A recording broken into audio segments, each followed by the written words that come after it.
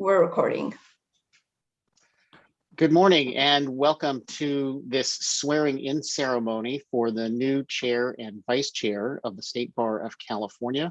I'm Sean Seleg, a former chair of the State Bar, and it's my pleasure to introduce Justice Joshua Groban of the California Supreme Court, who I understand will deliver some remarks to us and then swear in our new chair and vice chair. Thank you, Sean. I'm delighted to be here, and my remarks will be brief. I want to principally congratulate those being sworn in today and your families. I recognize that managing the admissions, discipline, and regulatory system for more than 250,000 lawyers can be a daunting undertaking. And it reminds me of a famous Shakespeare I think I've referenced with some of you. It's the quote from Henry VI used to disparage lawyers. The first thing we do, let's kill all the lawyers. Many of you know the quote. And it's turned into a lawyer joke, but few know the context of the quote. And in fact, the speaker, Dick the Butcher, is plotting with the rebel John Cade to overthrow the king. Dick and John understood that the way to create chaos in a civil society is to get rid of all the lawyers. The first step to overthrowing a stable government is to jettison the attorneys. Shakespeare knew that lawyers bring stability and consistency to society. Lawyers help avert the chaos that would result if individuals were permitted to resolve disputes however they saw fit. So as the State Board of Trustees, your import is doubled. You are the stabilizers of the stabilizers, the stewards of the stewards, the rock supporting the rock. It is an important and crucial role, and I wish you insight, patience, and a little bit of luck in that endeavor. Congratulations. I'll swear in each of you in turn. Mr. Duran, we'll start with you. I'll ask you to raise your right hand and repeat after me. I, Ruben Duran, I, Ruben Duran, do solemnly swear do solemnly swear that I will support and defend the Constitution of the United States that I will support and defend the Constitution of the United States and the Constitution of the State of California and the Constitution of the State of California against all enemies, against all enemies, foreign and domestic, foreign and domestic, that I will bear true faith and allegiance that I will bear true faith and allegiance to the Constitution of the United States to the Constitution of the United States and the Constitution of the State of California, and the Constitution of the State of California, that I take this obligation freely that I take this obligation freely without any mental reservation without any mental reservation or purpose of evasion, or purpose of evasion, and that I will well and faithfully and that I will well and faithfully discharge the duties upon which I am about to enter. discharge the duties upon which I'm about to enter. Congratulations. Thank you, Mr. Justice.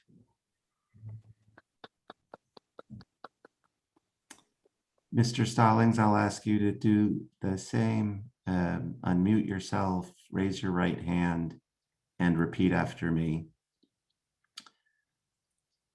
I, Brandon Stallings, I, Brandon Stallings, do solemnly swear do solemnly swear that I will support and defend the Constitution of the United States that I will support and defend the Constitution of the United States and the Constitution of the State of California and the Constitution of the State of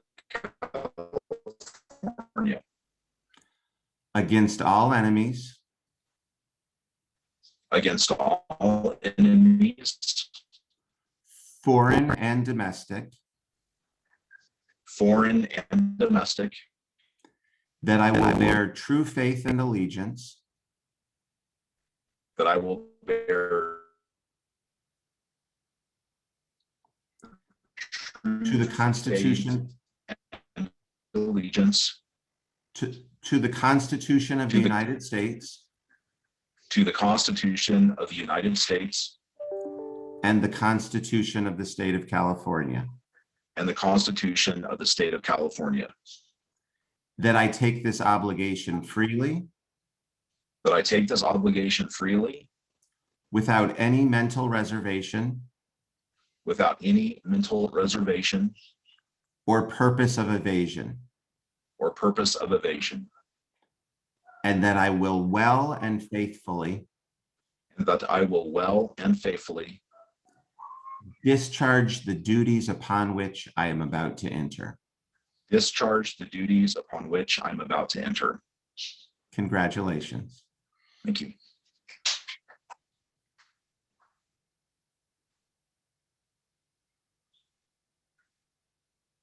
Thank you, Mr. Justice. I guess that I can now take over this meeting. I've prepared some remarks, obviously, and I would like nothing better to have been able to give them in one room with all of you. But it is gratifying nonetheless to look around the screen and see familiar faces with whom I have traveled this past several years in my work for the State Bar. Congratulations, Brandon, on your swearing in as the Vice Chair. You have worked tirelessly as the Chair of RAD over the past couple of years, and I have taken inspiration from your example. And I know we're going to have a good year together as a Chair and Vice Chair. Sean, on your way out, I really have to say that you have shown us exemplary service during what I know was a very, very difficult year, professionally and personally for a lot of us. Your sharp legal mind and your calming spirit have been inspiring to me personally, and I think that you have led the board ably. I'm very pleased that you're going to be able to stay on with us in your service to the state and to the lawyers in California. I would like to thank Chief Justice Kantil Sakarui and the rest of the court for naming me the chair of the bar for the coming year during this pivotal time. I'm honored by your trust in me, and I'm grateful for the opportunity to serve in this role. Our state, our nation, and indeed the world are coming out of some pretty dark days. Too many people have been lost. Too many lives have been disrupted by economic uncertainty and isolation. Too many systems and organizations are struggling to rebuild and find better ways to keep the world moving and make it better. And yet there is light. There is light in the strength, adaptability, and resilience we see all around us in our families, our schools, our workplaces, in our communities. We have learned to keep a safe distance when necessary, but found ways to connect and lend a helping hand, whether by an encouraging word or a silent prayer. Strength, adaptability, and resilience. It's a phrase I find myself turning to often throughout the day, especially on a challenging day. I'm blessed to have a good friend who reminds me of SAR when the challenges make it hard to even catch a breath or figure out the next step. Strength, I think it's something that we have to recognize within ourselves, in the people around us, and in the organizations that we serve. We need to cultivate it and we need to share it. Adaptability, it's an axiom of evolution and survival, isn't it? We hear the trope, adapt or die. I know that's a little dramatic, but certainly I think we can all recognize that adaptability is necessary for growth.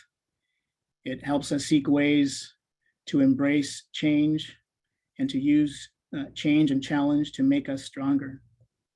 And finally, resilience. Resilience is toughness. It's the ability to recover quickly from difficulties. And I believe it's an absolute necessity in today's fast-changing, multi-dimensional world. What does all this mean for the bar and the year ahead? Well, let's start with strength. We have to recognize that we are the largest legal regulatory agency in the nation. Our fundamental mission is to protect the public while ensuring access to justice and inclusion for all in our legal and justice systems.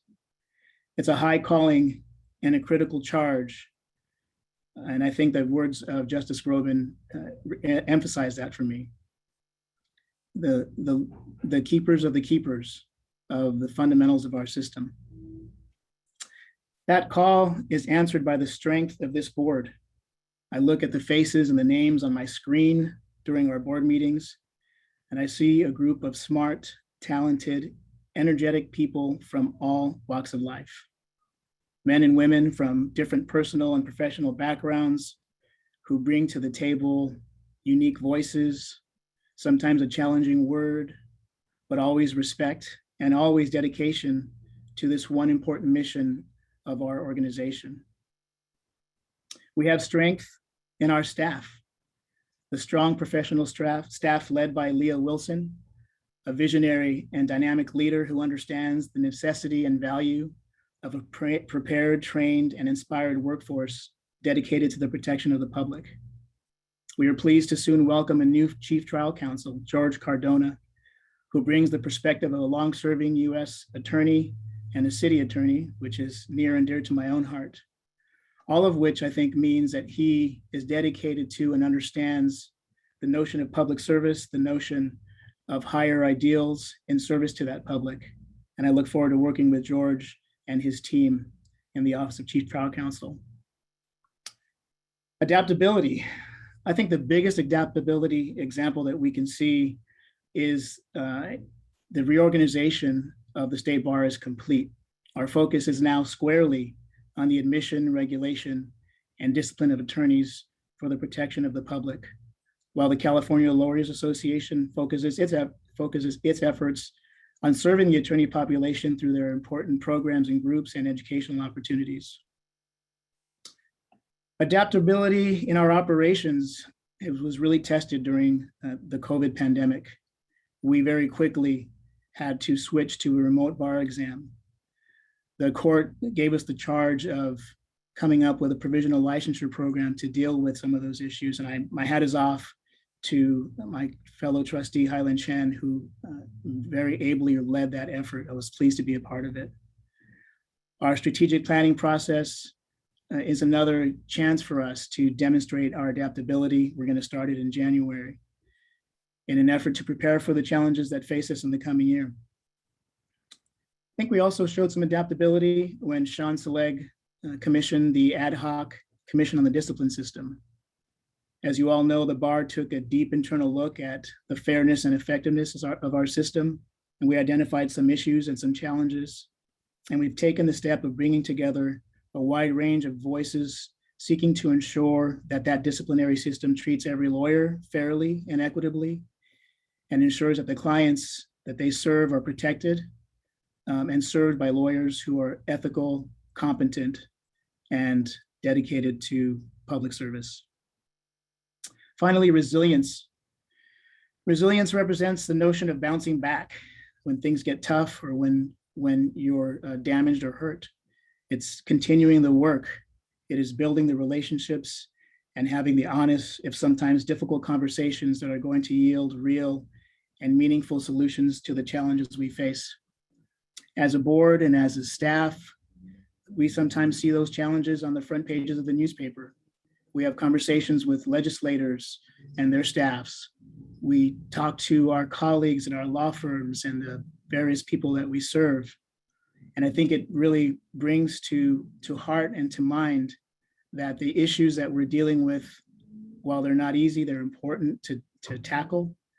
They serve to create a better state, to ensure that everyone in the state has access to a talented, prepared, ethical group of lawyers who seek to serve their clients. Of course, resilience requires more than just attending these meetings every other month. It's the real work that's necessary in between those meetings to harness our collective wisdom, caring, and effort to deal with the challenges. And I look to each of you, my fellow board members, and I thank you in advance for the work that I know that you do and will continue to do for the betterment of our state. I'll close my remarks just by saying thank you. I'd like to thank Speaker Anthony Rendon for trusting me to be his appointee to this august group and giving me the opportunity to serve. I'd like to thank my colleagues at Best and Krieger and the local government clients that I serve, whether it's mayors, council members, city managers, or staffs. I have been blessed over the past 20 years to see examples of honest, hardworking people striving earnestly to serve the people in their communities, to create safer and better cities. And I'm honored to continue that work. And it's given me quite a platform from which to serve at the state level. Finally, I'd like to thank my family, my wife, Cynthia, my sons, Diego and Nicholas. They provide me immeasurable support and encouragement. They put up with the late nights. They keep me grounded and real, and they give me hope for the future. I am tremendously honored and blessed to accept this position. I look forward to a fun and exciting year with the board and with our staff and of all of our partners and stakeholders. Let's get to work.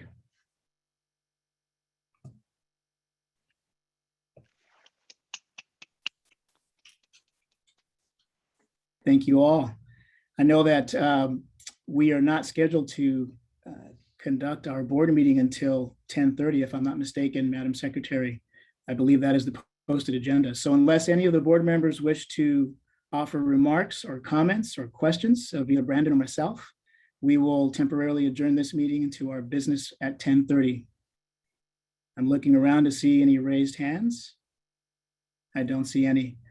Justice Groban, again, thank you for your time. Thank you for your inspiring words. I have to tell you that in preparing for today, I was thinking about your comments last year and your remarks about the life of Justice Ruth Bader Ginsburg. And I had to tell you that those words inspired me and continue to inspire me by her example and your recognition of what she has done for the legal community. So I never had the opportunity to thank you in person. I'll take it now. And I wish you and the court continued success. Thank you so much. The bar's in good hands with all of you. Thank you for your work. Okay, everyone. We'll see you soon. Thank you. Thank you, We'll Justice. adjourn temporarily. Oh, Brandon?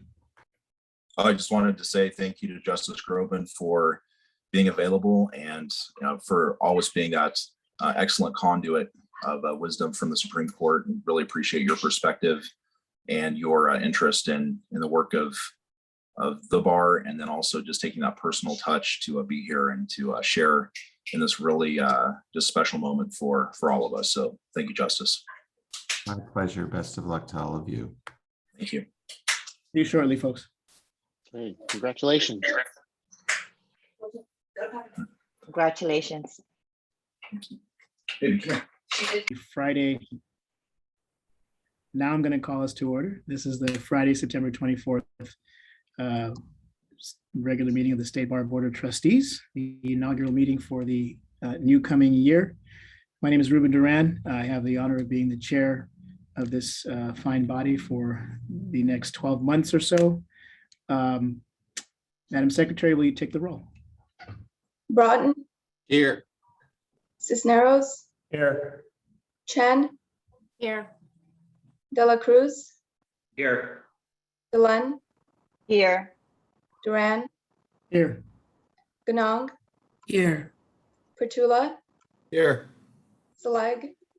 Here. Shelby. Present. Soul. Present. Stallings. Here. Tony. Present. Chair, you have a quorum. Thank you, Madam Secretary.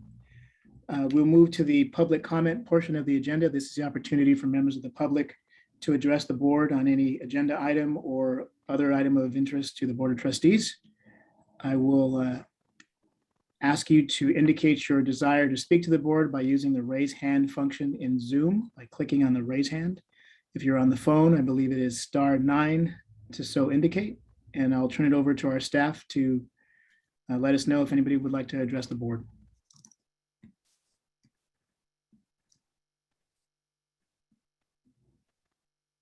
We do not appear to have any takers today. Okay. All right, well, we had plenty of speakers yesterday, so maybe we're just balancing it out today.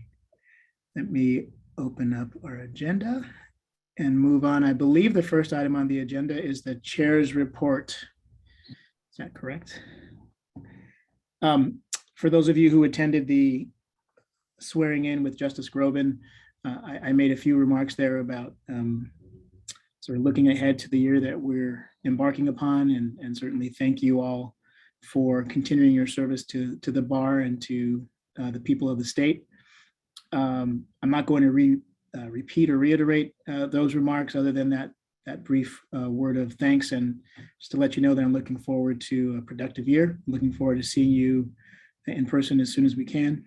And I will move on to the committee assignments. Chair, I'm sorry, we have the minutes to approve. Thank you. Guess I should have the agenda. Are there any additions or corrections to the minutes? Mr. Tony? Yes, thank you, Chair. I just want to commend the staff on the portion of the minutes for reflecting public comment of having the name of the person and what they were referring to in their public comment. I think that's a very good model, and I did notice it and commend the staff and encourage the continuation of that. Thank you. Thank you, Mr. Tony, for your comment. Can I have a motion to approve the minutes? This is Brandon, so moved. Sonia Dellen. Oh, Sonia, go ahead. Sonia Dellen seconds. Thank you. We have a motion by Stallings, second by Dellen. Please take the roll. Broughton, Yes. Cisneros, Aye. Chen, Yes. Dela Cruz, Yes. Delenn, Yes. Duran. Oh, I'm Yes. sorry. That's right. Ganong, Yes. Bertula, Yes. Shelby, Aye. Sol, Aye. Stallings, Yes. Tony, Aye. Stalag. Yes. The motion carries. Thank you, Louisa. You and I will get used to our new roles very quickly, I hope. And let me just echo Sean's congratulations to you, Louisa. And we're looking forward to having a fun year in this context. Okay, I will move on to the approval of the committee liaison and special assignments.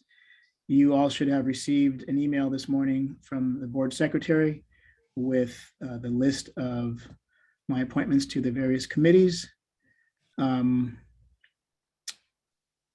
Because that list came out so late, I'm gonna ask the secretary if she wouldn't mind to go ahead and recite for the board and the members of the public who are watching or listening, the membership of the various committees and the liaison assignments, and then we'll ask for a motion to approve.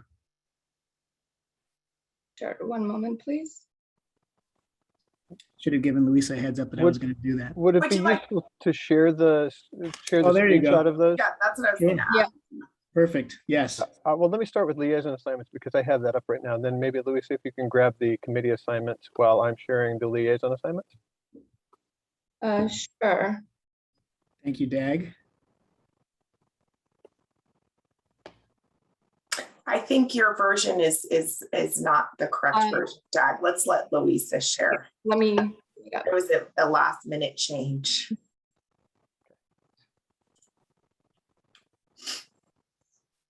I will make every effort to avoid such future last minute changes, but I can't guarantee. Here we go. Thank you, Louisa. Okay, so these are the committees. First of all, I want to thank all of you for taking the time to talk to me about our committees coming up for the upcoming year. You will note some changes in the leadership for each of the committees, actually. And I hope that reflects my desire to mix things up a little bit, to change some of the faces and perspectives, and provide, I think, balanced representation and voices on each of these important committees. Thank you again for your service. And if there are no questions, are there any questions? I don't see any. Could I ask for a motion to approve these committee assignments? We'll do the liaisons afterwards. Actually, no, the liaisons are up. I apologize. I will note one change to the liaison list, and that is that I have consolidated the access to justice and the diversity and inclusion positions into one set, as opposed to having them being separate. I made that decision based on some conversations with staff and with some of the trustees about the synergy and the overlapping areas of focus for those two assignments. You will see that Christine Ganong and Mark Tony are assigned to those. I have enjoyed watching and listening to Christine and Mark as we've had our discussions over the past 6-9 months, and I'm looking forward to their insight on that very important assignment. The rest of the assignments are there, and I think self-explanatory. There is a new 2 positions on this list.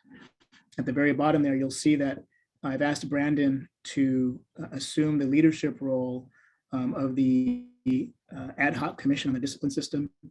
You will all remember that Sean was kind enough to assign that to me when the commission was first formed, with my transition to the chairmanship of the board, and and Brandon's vice chairmanship.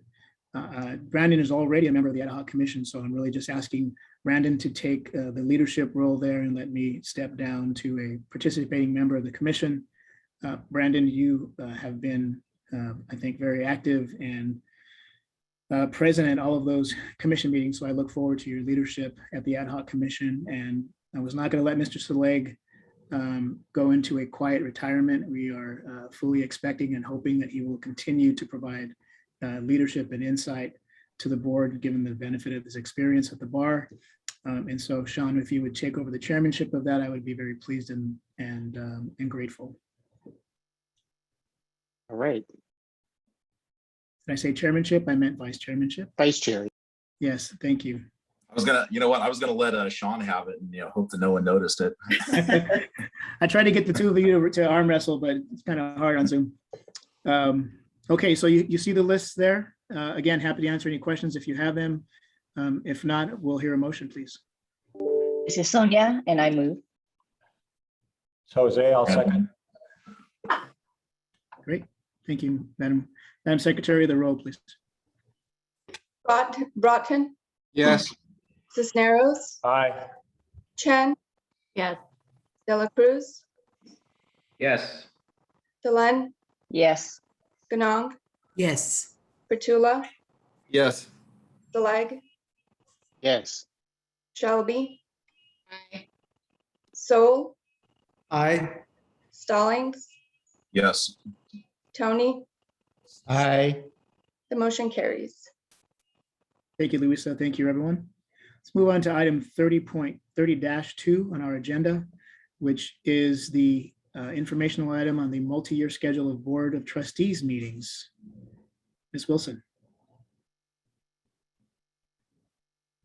I am sorry. I am not only not seeing that, but I am not prepared for that. So Louisa, can you help me out with that? Sure. Are you looking at the correct agenda, Ruben? Perhaps not. I think. Okay, good. I don't know if you saw it. Like, oh. Okay. I think 30-2 is the report from the incoming chair, and 30-3 was approval of the committee liaison assignments. So I am clearly looking at not the right agenda. So my apologies, folks. I think I got the agenda just from clicking on the website. So I will email it to you, Ruben. okay. Oh no, now I'm looking at it. I apologize. Gosh, dang it.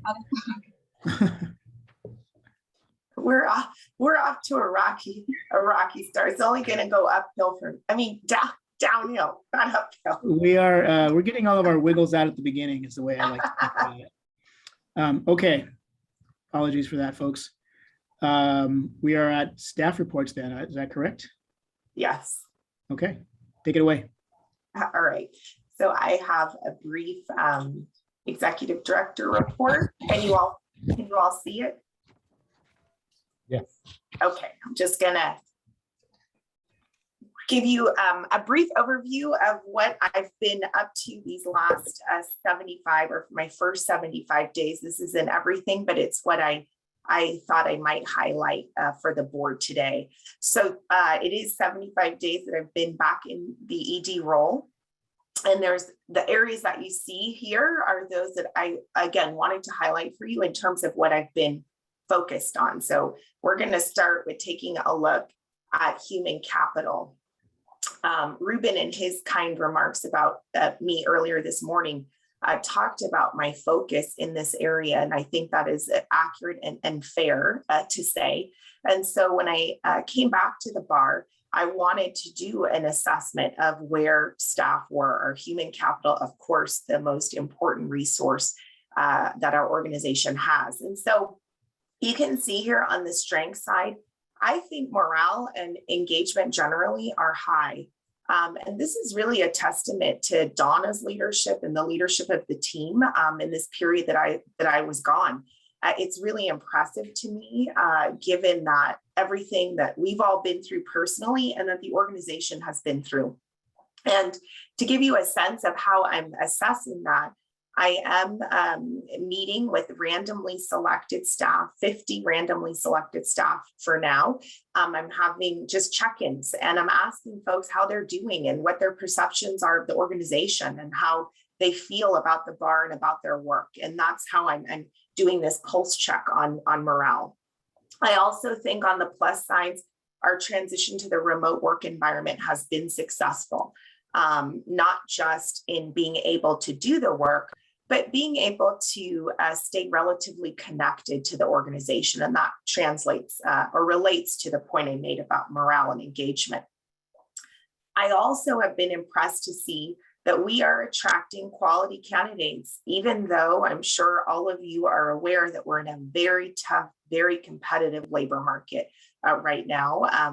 It is the employees' labor market, but yet and still we're finding some great people to join the organization, and it's been wonderful to meet some of them these past 75 days.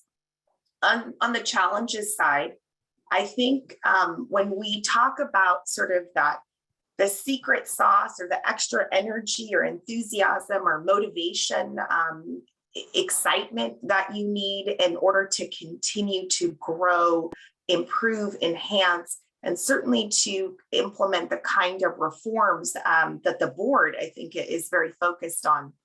I think we're challenged in these first two challenges get at that issue. First of all, people are experiencing an incredibly high workload in many parts of the organization and are under a lot of stress. And that makes people not necessarily thrilled when we announce yet another initiative.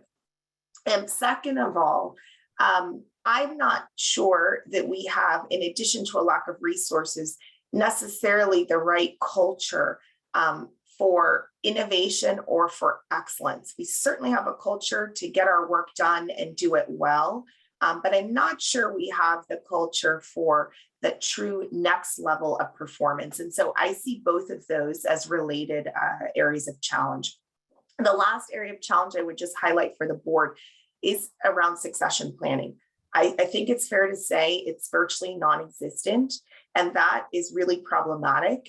We have a slew of retirements coming at all different levels of the organization. And so absent a really mindful and planned succession planning process, I think we're going to find ourselves in some tough situations with respect to certain vacancies. So moving on from human capital, I've also been trying to get a handle on all of these initiatives and committees and special projects that are underway at the bar. I've listed some of them here. And I would just note, related to my comments from the previous slide, that it does take bandwidth and engagement in order to effectively staff these efforts. And then there needs to be a great deal of alignment with the board so that once the work product of these groups or committees is done, we are able to translate that into action. And we saw some of that yesterday with the culmination of a 16-month effort of a working group, and very challenging when those recommendations came to the board. So really been trying to understand where we are with all of these various initiatives and what some of the pressure points are for both staff and stakeholders, and what I need to do to make sure to lay the foundation for a smooth pathway forward. I've also, on a much more fundamental level, really wanted to get a handle on our financial position. That sounds obvious, and I think it is any executive director's responsibility to do this. And I have to say in all candor that I don't feel like I have a good handle on it. The transition to the new financial system has been problematic for the organization, and there are other challenges that exist, making it difficult for me to get an accurate handle on the status of our funds. And that's a problem and something that I am prioritizing. Transitioning to another issue that has arisen for me in these first 75 days. This one has to do more with our culture or values around transparency as an organization. I've come back to the bar and observed it as being a bit more protective and guarded, perhaps, than the organization that I left. And I think this is challenging for us, both from an optics perspective, but from a fundamental values perspective as well. So I'm really trying to figure out the basis for my perception of this retreat a bit from transparency, and to navigate a path towards a new, much more transparent and open organization. Another area of focus has been the discipline system. So obviously we have a new chief trial counsel coming in, and that's incredibly exciting. But when I assumed the ED role again, what I saw was, or I read the audit that came out in April, and I understood that perceived problems and real problems in our discipline system were threatening our fee bill, and were presenting a number of problems for us with the public and with our stakeholders. And so I needed to take a good look at where are we with this system. And so you can see I have, again, linked strengths and challenges, pluses and minuses. I've put in the center many truths, because I think all of these things are true at the same time. We have implemented many, many, many reforms in OCTC. That is the office that has been experimented with the most. And I think they continue to be willing to grow and change. The climate seems to have improved. I mentioned to you that I've been meeting with randomly selected staff. I also have an anonymous employee email inbox, and I receive non-anonymous emails from staff as well. And I have to say that between when I left and coming back, I think that the morale in OCTC in particular has improved, and that's a positive. I think the case prioritization system that's been implemented in the discipline system is making a difference. And I think that if we stick with it, it is going to, it has the potential to radically reform the thinking about how we do our work and how we prioritize our resources. And the last point I want to make is we do good work. Melanie has been great about sharing some of our successes with me. And it is sometimes, you know, you can get lost in focusing on the problems and the need for reform, and not able to step back and take a look at some of the great work that we do. So those are the positives. And on the challenging side, the challenges side, something I think Josh alluded to yesterday, you know, our case processing timelines seem to have increased while our resources have grown. That is problematic. We've had a lot of unreasonable expectations, I think, and sort of constant criticism. This is related to a lack of understanding about the process. And this can create defensiveness in the staff. And the defensiveness is not necessarily helpful. And lastly, I would say competing priorities make finding a win virtually impossible. It's hard to figure out how we can be successful sometimes.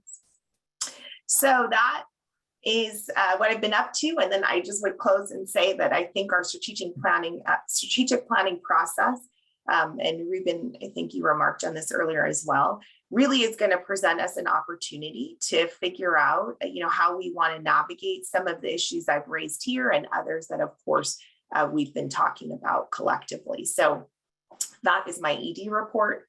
Happy to take any questions or simply move on. Any questions for Leah? I'm not seeing anybody raise your, oh, Melanie Shelby, please. Good morning to all, and congratulations to our incoming leadership. I really appreciated the report and the overview, so thank you for that. My question, I got stuck on the comment of unreasonable expectations. And so as I was thinking through the presentation, my question was, I know that you've done an incredible job of connecting with the team, and you've certainly accomplished quite a bit in 75 days. I'm curious how the external stakeholders fit into what has transpired over the last 75 days. Yeah, they figured in quite a bit, and in thinking about what I was going to highlight here, I had to make some choices. So even before I started, I reached out, as many of you know, to key legislative staffers in the Judiciary Committee, and I met with them before I started. And subsequent to joining, I have met with the chairs of the Assembly and Senate Judiciary Committees, and we'll begin a series of meetings with other legislators during this recess period. Also really working internally to understand where we are in terms of our relationships in the legislature, what resources we have to sustain and improve those relationships, and what resources we need to add in order to build new relationships. So that is all work that is underway. And I think that the process that we went through to get the fee bill to where it ended up really was reflective of a collaborative approach. And that I certainly signaled before I started is an approach that I intended to take in collaboration and partnership, not a sort of butting heads approach. And that's demonstrated, I think, in the bill, where we landed on the Legal Services Trust Fund Commission, where we landed on the case processing standards. It satisfies the goals and objectives of the legislature, or at least our Judiciary Committee stakeholders. And I think it's workable and a good result for us. So there's been a lot going on in that regard, and perhaps I should have included that in the presentation. Thank you for that update. Anyone else? Leah, I don't have a question more. This is just a comment to say that the openness and transparency with which you just gave us all of that information is I think important, and I think that we as a body need to continue to be communicative like that amongst each other, with you and our other key staff, and externally, as the conversation with you and Melanie just demonstrated. In other words, I believe that you are setting a good example for your staff and for us in being honest and truthful about what the challenges are, and also what the strengths are. It's good to recognize and remember that our staff has come through a difficult time with flying colors, and truly in the face of unprecedented challenges. It sounds almost cliche to say it after so many times, but administering the bar exam remotely on turning on a dime like that was not an easy feat. Dealing with the challenges in the disciplinary system and recognizing Melanie's leadership in that process of reform and transformation and evolution, and Donna's critical role in bringing us through the past year is, I think, important to remember. So thank you for that, and thank you for, thank you for coming back and helping us plan and strategize. Thank you. Arnie, did you raise a hand? Sorry. I did, but I think my some of my question was embedded in Rumit's comments and also Melanie's comments, but I might as well just ask it anyway. And that is, Leah, you mentioned workload. You mentioned sort of the transparency issue and sort of the inward focus and maybe sort of the batten down of the hatches of the staff and things like that. But yet still, you indicated that you thought staff morale was pretty solid. And I just wanted you to say a little bit more about staff morale. Okay.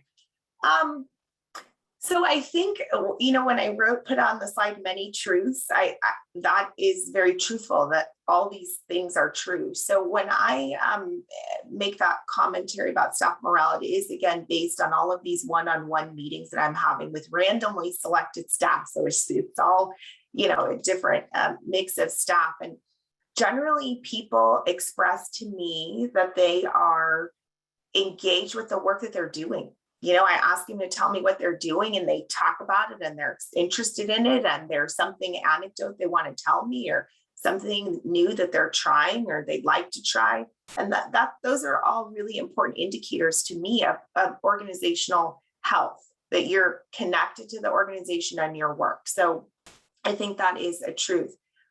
But there's also a truth, and I'd say particularly in OCTC, that after a certain point in time, when the public narrative is all very negative, it does become demoralizing. And so I think that it is, while people feel really proud of the work that they do, there is a concern that it is not being recognized. And instead what they're seeing is Girardi or this bad audit or our fee bill hung up because there's no chief trial counsel.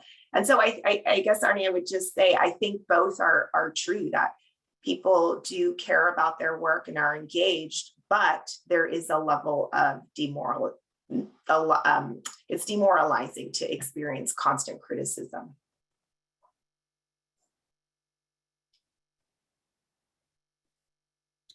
Thank you, Arnie. Thank you, Leah. Okay.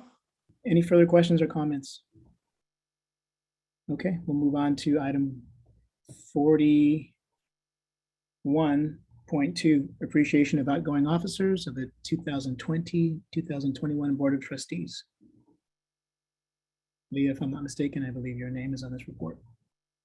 All right, so this is where we formally appreciate our outgoing officer, and we really only have one this year because we've got Ruben ascending.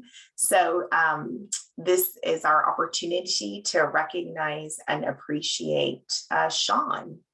So I'd like to do that formally myself. I think we all heard Ruben's really kind remarks earlier this morning, and I would just reiterate that Sean is so hardworking, diligent, cares about this organization deeply, and it has come across. It came across to me in my first go around here, and certainly since I've been back. So I personally want to express my appreciation to you, Sean. This is our opportunity to do that, and we have a resolution to that effect as well, if anybody wants to make a motion. The floor is open for comments or a motion. I'm sorry, Brandon, go ahead.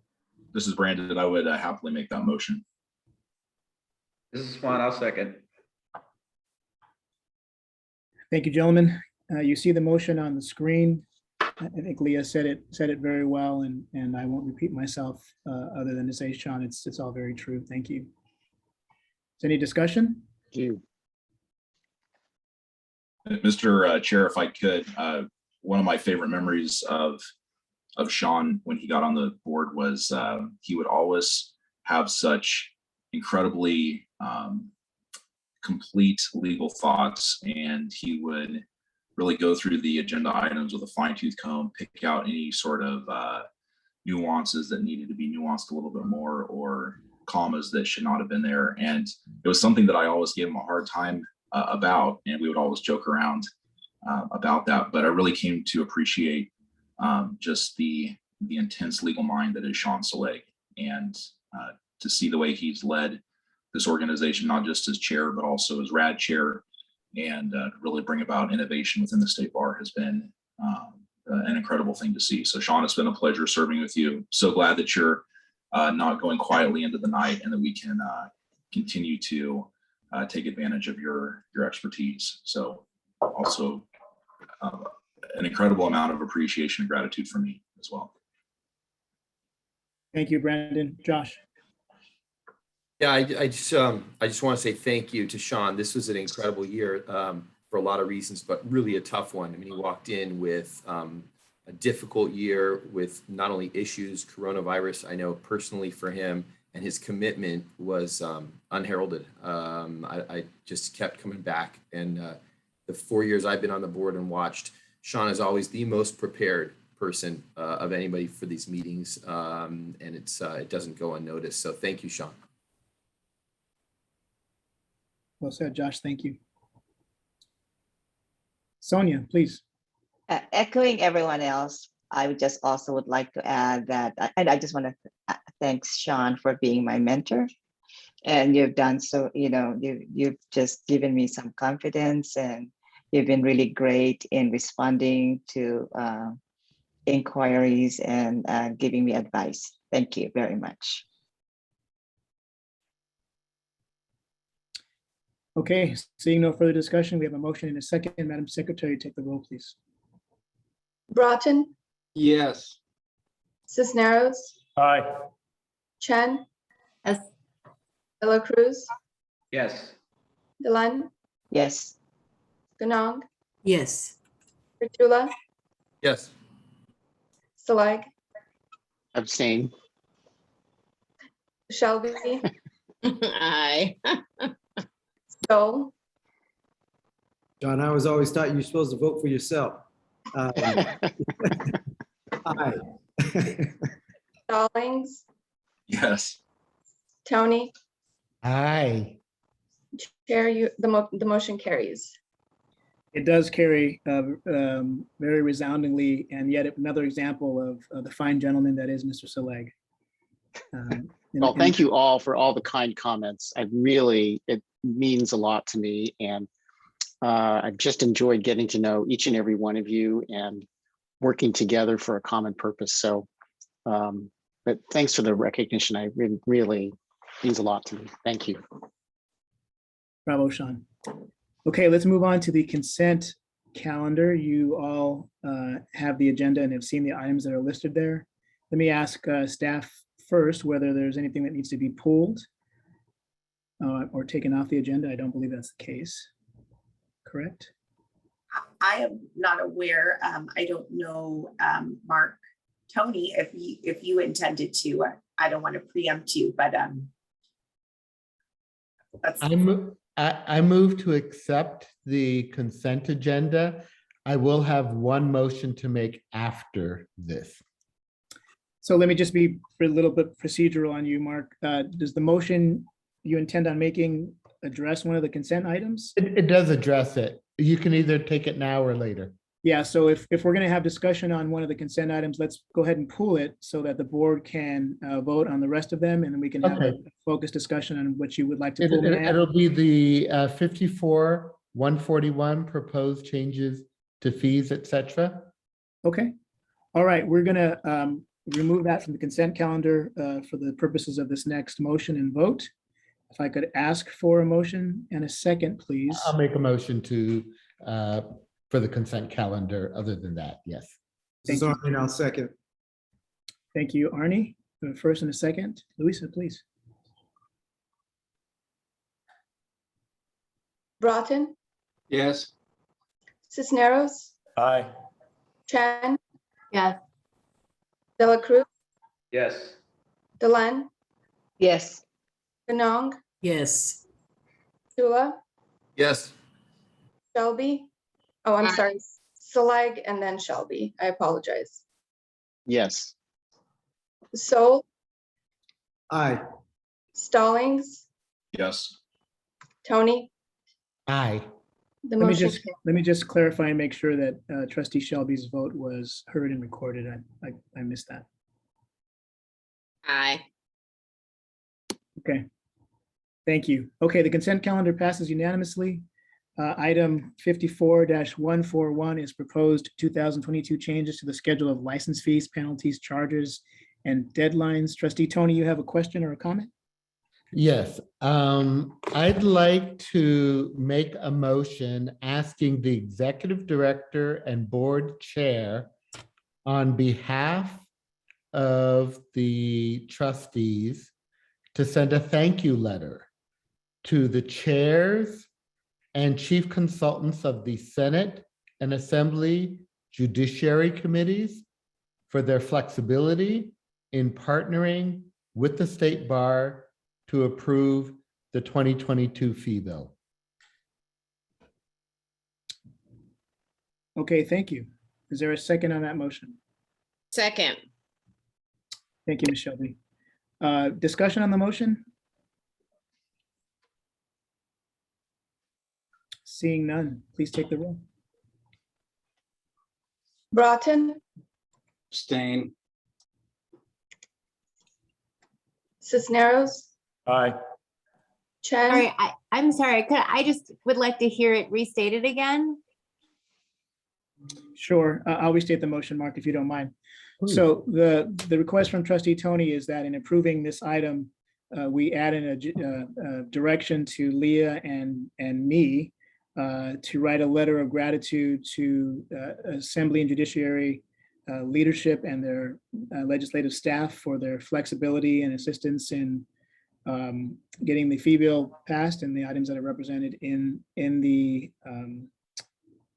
agenda item. Does that fairly characterize your wish, Mr. Tony?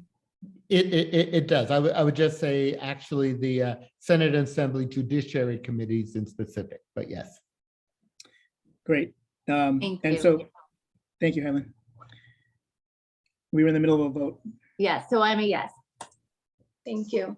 Dela Cruz, Yes. Delant, Yes. Nong, Yes. Petula, Yes. Stalag, Yes. Shelby, Aye. Sol, Yes. Stallings, Yes. Tony, Aye. the motion carries. Thank you, Madam Secretary. Going to move on to Series 100 in our agenda, reports of board committees. 110 is listed as the Board Executive Committee, which as of today is newly constituted. And there was no executive committee meeting, so I'm going to assume there's nothing to report unless Mr. Seleg, there's a holdover item from the last executive committee that you wanted to discuss or bring to the board's attention. I don't think so. Yeah, I don't think so either. Okay. Great. RAD number 120. Mr. Stallings, we had quite a RAD meeting yesterday. Do you want to briefly remind the board of what we did, and for those who were listening or watching in the public, just to keep them up to speed and up to date on where we are? All right. So we had a discussion about the 2021 work plan review and how some ideas on things that the 2022 RAD committee might integrate in to continue the transparency and reporting, not just requirements, but duty that we have to our stakeholders. So I think we had a good discussion about some of those items.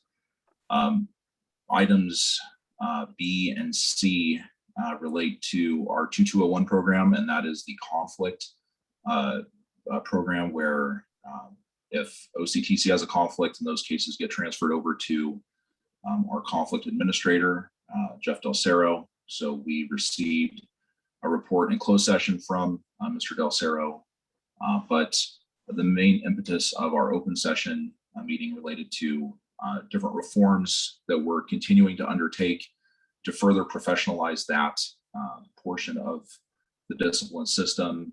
These reforms have been undertaken by Vanessa Holton.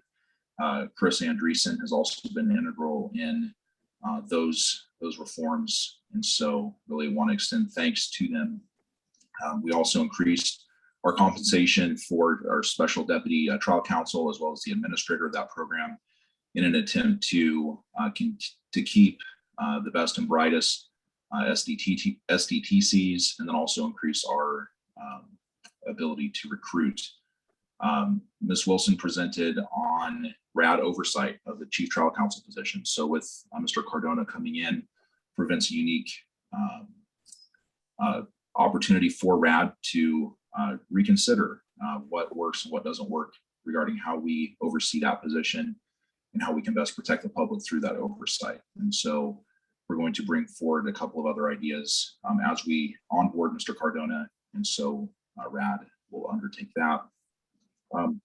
A majority of the time was spent on the workload study and case processing standards item that was presented by DAG and Melanie Lawrence, and really had, I think, a good discussion on the goals of our prosecution system, ways that we can reduce recidivism. I think that was at the highlight.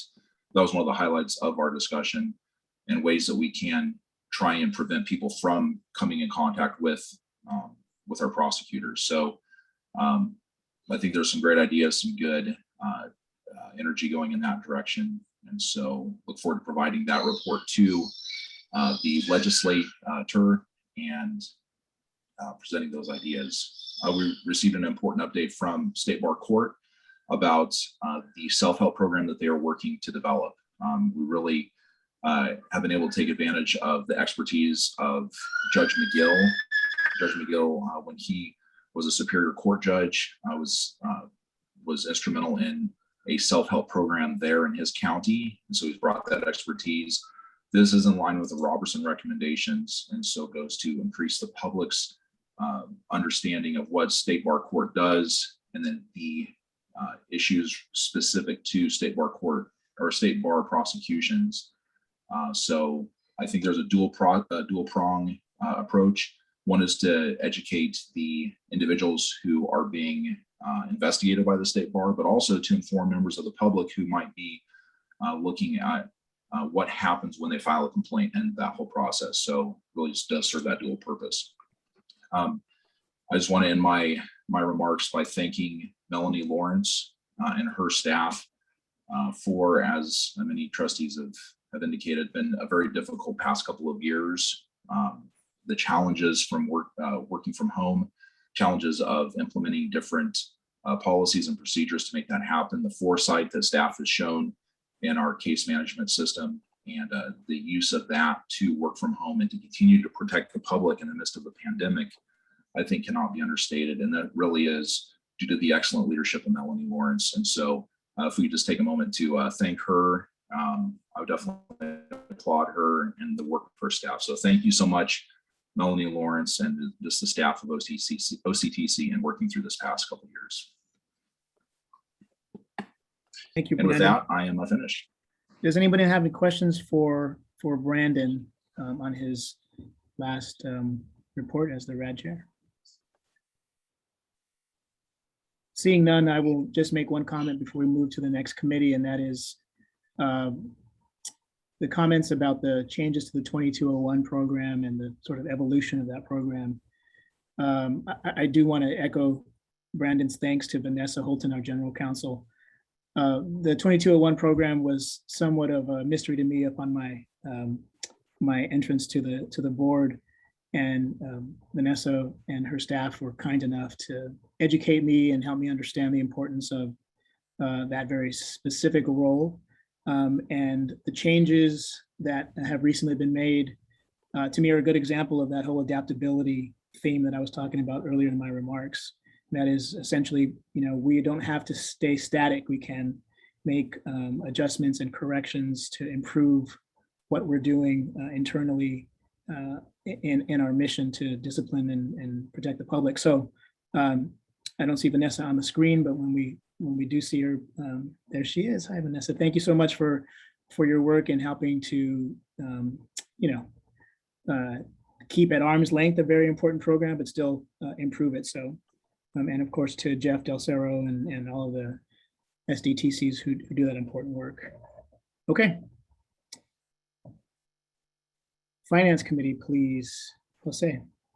Thank you, Ruben. The Finance Committee has been meeting and discussing the financial condition of the State Bar, as well as developing a plan for the going forward steps to be taken with the San Francisco building owned by the California State Bar.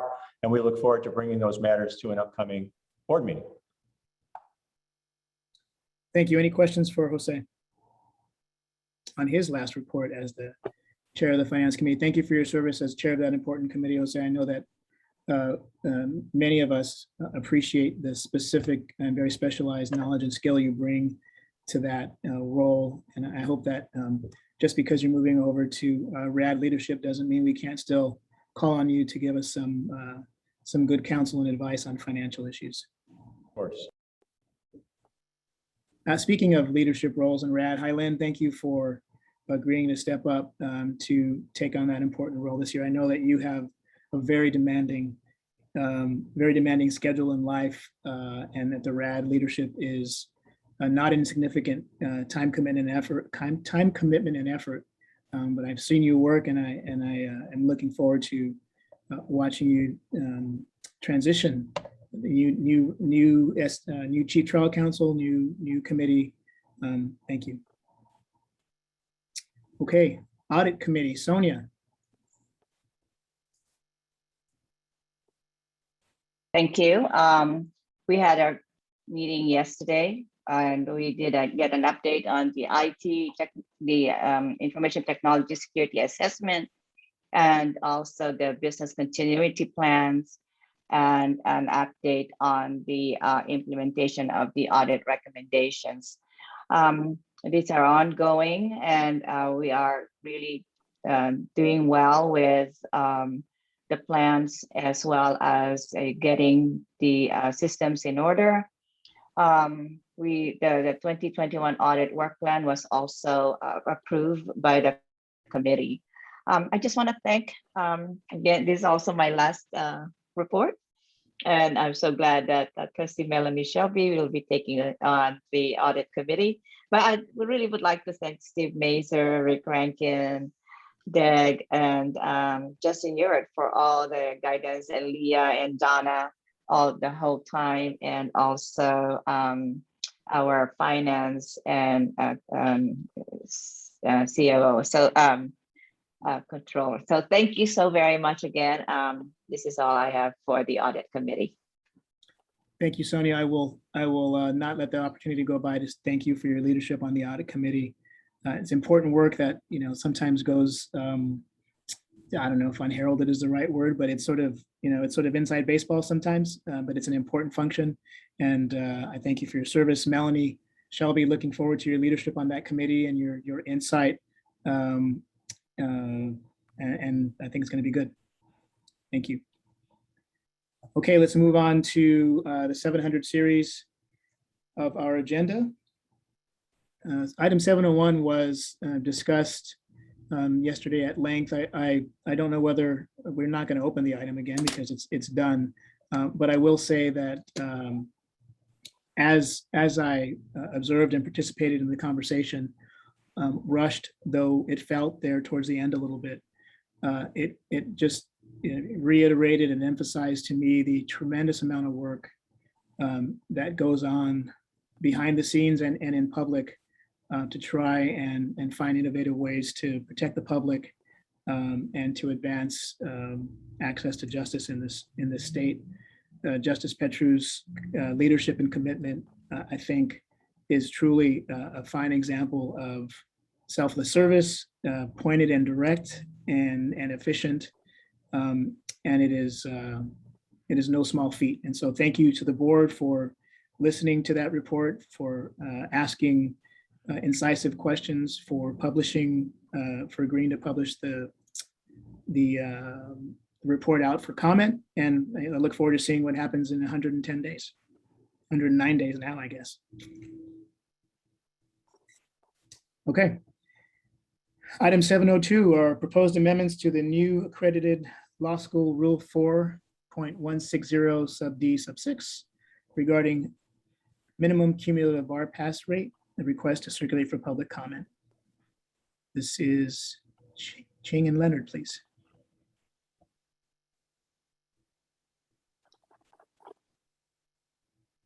Maybe we need to promote them as panelists. They're coming. Great.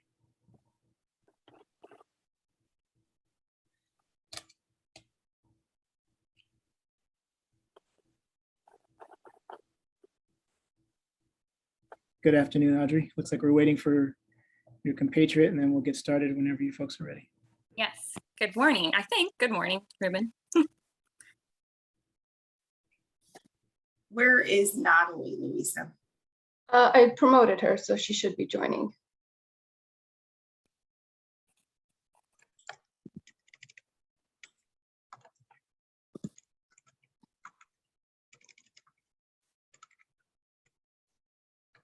Did she drop off? Not seeing her in the attendee pool. Audrey, are you able to get started without Natalie or? Sure, just once, let me send her a message.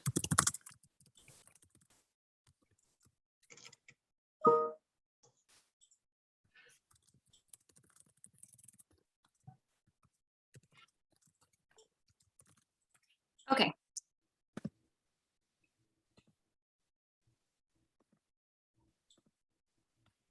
Can everyone see my screen?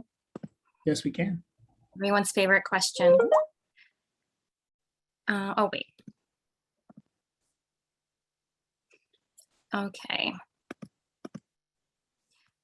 So thank you, Ruben. Yes, you mentioned that we're talking about a few proposed amendments to Rule 4.160 subsection D6 for the California Accredited Law School rules.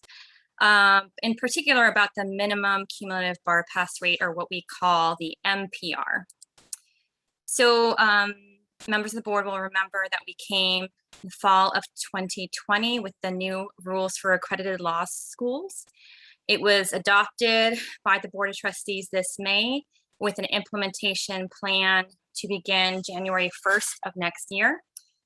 Today, Natalie and I, when she joins, will talk to you about a modification proposed to address pandemic-related circumstances affecting the calculation of the MPR. So we made some modifications because of the unique year we've had, and we'll go over some of those.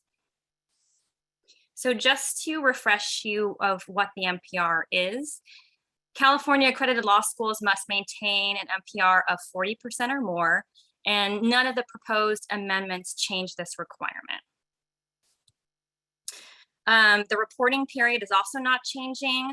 The 5 years ending July 31st of the year prior to the July 1st of the reporting deadline. And the calculation looks at the graduates who graduated during that period and took at least one of the bar exams during that time. So this is how we do the MPR calculation. So some of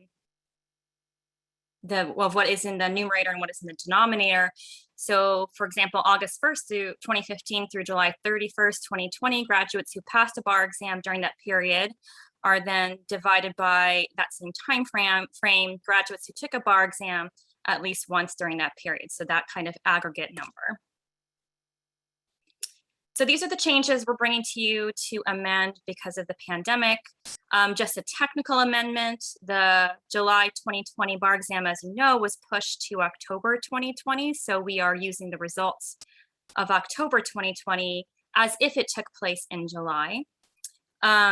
We are excluding those who are participating in the expanded provisional licensure program, the rule that provides a pathway to licensure. And then we include those folks once they've completed the expanded pathway and become licensed. These are some very small clarifying changes. We're changing the word student to individual, clarifying that only the bar results of JD graduates are included in the MPR calculation, and then add back in the definition of a qualified taker of the bar exam to make it easier to incorporate the pandemic changes that we've made. So this is the same slide about that time period of who is in the numerator and who is in the denominator, except now we're including those who complete that pathway to licensure. And then we are taking out those who are currently in the program, gaining their pathway to licensure through provisional licensure. So that was our slideshow kind of explaining the item. Are there any questions? Any questions for Audrey? Hyland. So I just have a question about the exclusion of those who participated in the pathway to licensure. So that captures the folks who, remind me, met the lowered cut score from July 2015 forward, is that right? And then who signed up to have that pathway to licensure through working under the supervision of an attorney. So what does it mean to exclude them from the count? Even if they had taken a number of bar exams and not met the pass score, they're excluded from the count entirely? Right, we take them out of the denominator as they're in the pathway program, and then we include them back in once they're completed. So effectively what it does is it applies the lowered cut score. I mean, assuming that everybody who meets the lowered cut score is part of the provisional licensure expanded pathway program, it effectively effectively lowers the passing score for the law schools going back. I mean, I'm trying to sort of understand the practical effect of removing them. Right, with that, right, there was no retroactive application of that, but they're in the program gaining this pathway to licensure based on that prior score. Okay. Brandon, do you have a question or a comment? Yes, thank you, Mr. Chair. What sort of work was done with the law school working group? And I forget what they've been rebranded as, but was there any outreach to them? And then are you hearing about any sort of impact that it's going to have on any accredited law schools going forward, and any requirements that they have to maintain a certain level of bar passers? Well, we were developing and explaining all along with the CS bars is what they're called now, our committee of state bar accredited schools. So they have been, aware of this change and amendment. The NPR in the prior accredited rules was part of the guideline. So it was, that's why it has to come to you as a rule change, because in the new rules, it's part of the rules. So we've talked about it at the CS bars meeting and with the CBE as well about these minor amendments. And I mean, for the schools, the accredited schools who have students in the provisional licensure pathway, it's only positive to them to be able to have more of their graduates move through to licensure and count into the calculation for pass rate. All right, thank you. Mark, Tony? Thank you. This is something I was kind of curious about, and I really appreciate Leah providing me with some background because this is a little new to me, and it's I think it's great that we're sending things out for public comment. So I have no issue on that. It's the right thing to do, but I want to give you a couple of ideas, things that. When we discuss this more in depth, when we're deciding what to do with it, that I think would be useful. One thing, it'd be useful to have a comparison of what the pass rate was for the past several bar exams, what it actually was, and what it would have been under the new proposed rules. It's hard for me to have a handle on what the impact of the proposal right now. It would be very helpful, and we don't need this now, we need it when we're actually discussing it. So that's something I'd like to suggest would be a very useful thing. And here's the other thing. I had asked some information because, like I said, And one of the things that Leah provided to me that was extremely helpful is the pass rates of the last 6 bars. And there's a wide range from a high of 60.7% for October 2020, and a low of February, and a low of 27.3% in February of 2018. And so what I just did is just, very simple calculator entry of adding the 6 scores, the pass rates, and then dividing by 6. I know this isn't precise, but because there are weighted averages and different numbers, but just to give me a ballpark, okay? And the ballpark I come up with is that the average passage rate right now is 41.2%. And I'm bringing that up because if that is the actuality, having a standard of 40% for everybody, I don't know if that's an enforceable metric, a standard, because if it's average of 41.2% of all law schools, okay, the math just tells you there's got to be a variance, and it's very possible that just looking at this number and how close it is, that I'd say 30 to 40% of law schools are probably not able to be accredited. And I don't know if that's what we want. Now, there are ways to solve this. One would be to increase the pass rate in general. And I will say that the February 2021, which I understand did have the lower score required for pass rate, was 37.2% on average. So I'm just previewing what some of the issues I will be bringing up when we have this discussion in earnest after the public comment has come back. Thank you. Thank you so much. Thank you. And yes, more to come when we come back from public comment. Thank you, Trustee Tony. Thank you, Audrey. I see that Ms. Leonard has joined us. Thank you, Natalie. Is there another part of the staff report that Natalie's going to go over? No. Okay. We're done with the, I think now we just have to look at the motion. Okay. Well, the motion's coming up. I see that Trustee Pertula has raised his hand. Josh, please go ahead. Yeah, I appreciate Trustee Tony's comments that there needed to be some context. I don't disagree with that. I think I'm a little closer and it's still complicated. But I do see a little bit of danger in trying to come up with in the simple mathematics that that Trustee Tony tried to put together. I think that if we can get dig into the detail there, between tests, there are smaller numbers depending on what time of year. The accredited have higher versus non-accredited historically. So a simplicity that was laid out in that I think is a little dangerous. And so it sounds like we probably need maybe a little primer at the same time so that everyone can wrap their arms around this complicated issue. Thank you, Josh. I think that makes sense. And I was thinking along very similar lines.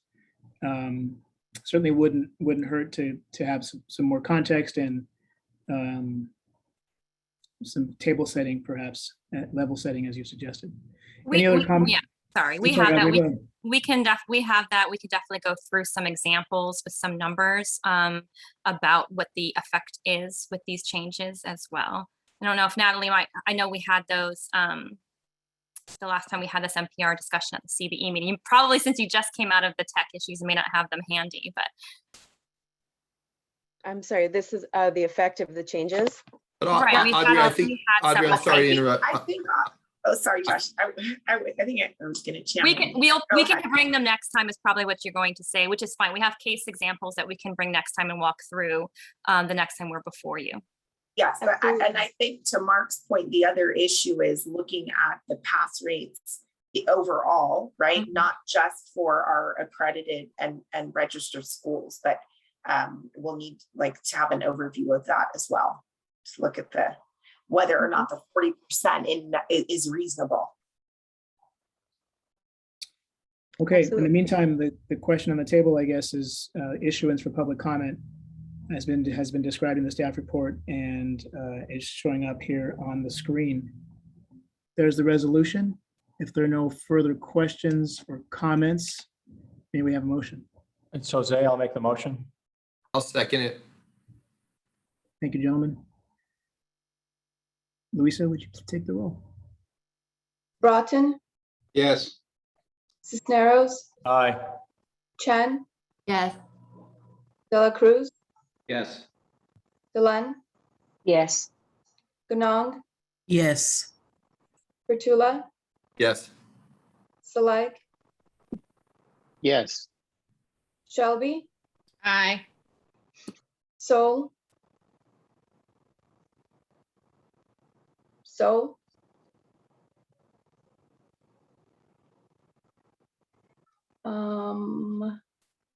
okay, I think we may have lost Trustee Sol. Stallings, Yes. Tony, Aye. the motion carries.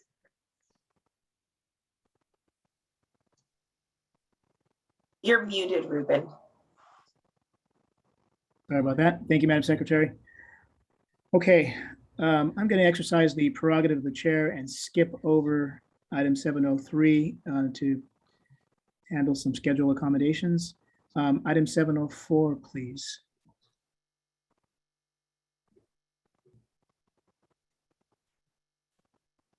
I have item 704 here. It's a proposed amendment to State Bar Rule 7.61 that governs the voting procedures for the Judicial Nominees Evaluation Committee, affectionately known here at the State Bar as the Jenny Commission.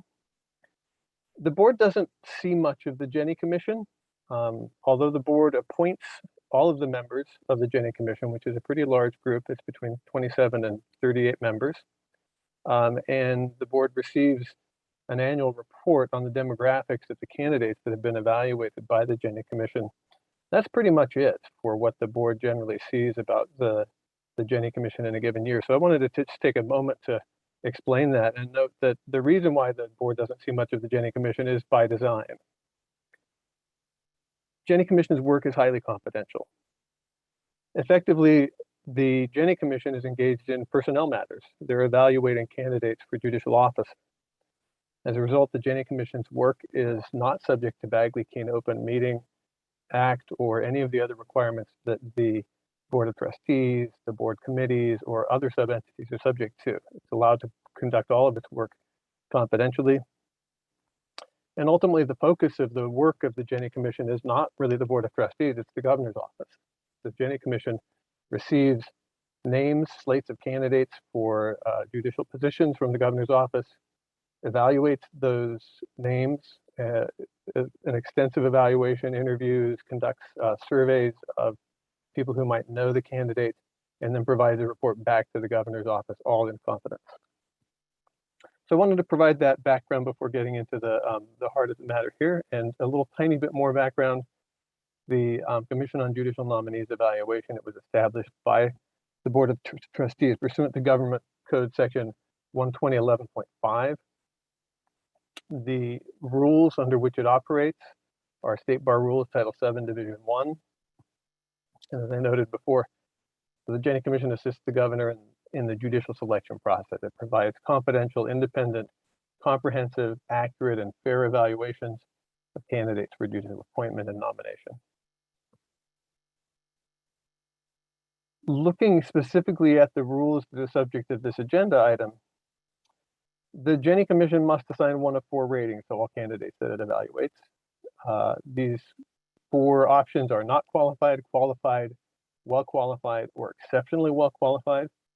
I want to note, though, that this ranking of candidates really is actually should be viewed more as a bifurcated choice, because the meat of the rules apply to the difference between not qualified and any one of the other qualified rules. Once you've cleared the qualified threshold, then you can figure out which of the qualified ratings you get. But the heart of the matter here has to do with the difference between a not qualified rating and a qualified rating, any one of those qualified ratings.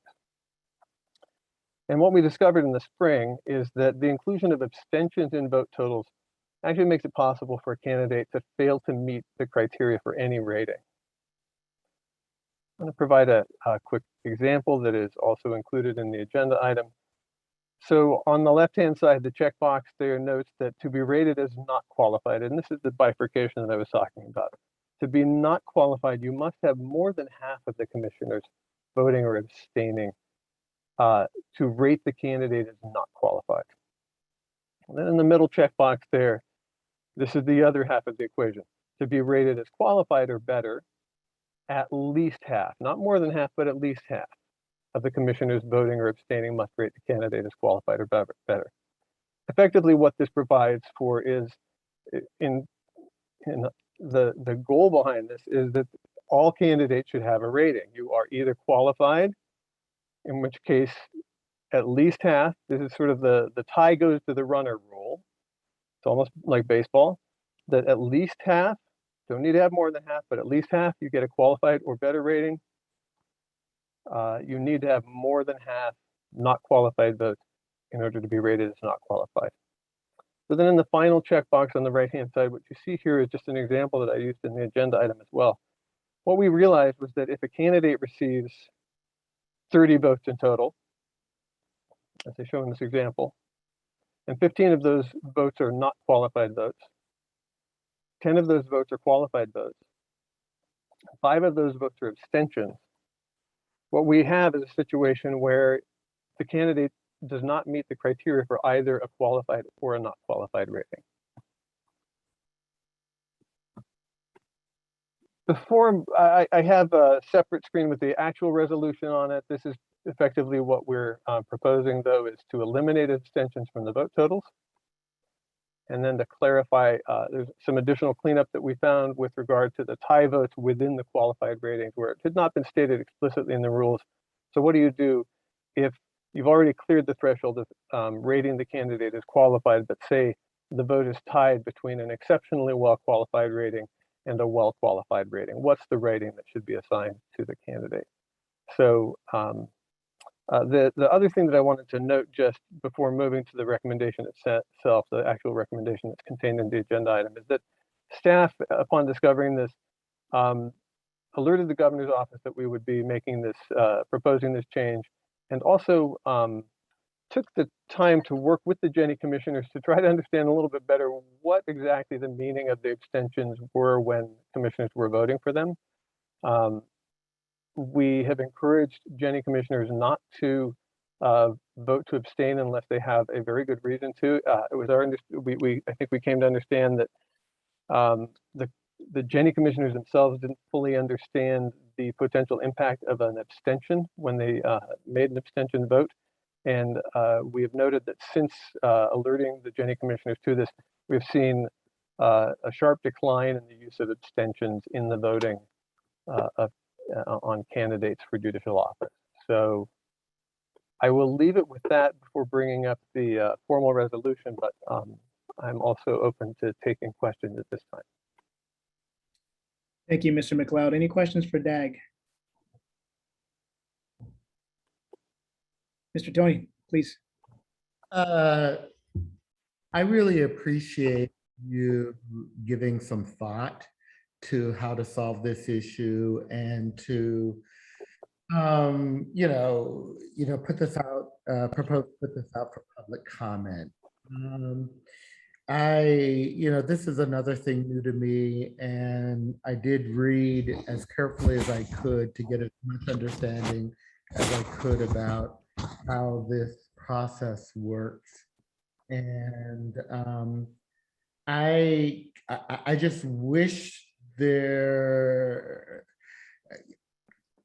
I wish there's a way to have a greater discussion as to what can be put out for public comment. And I wish it was bigger. Let me tell you why.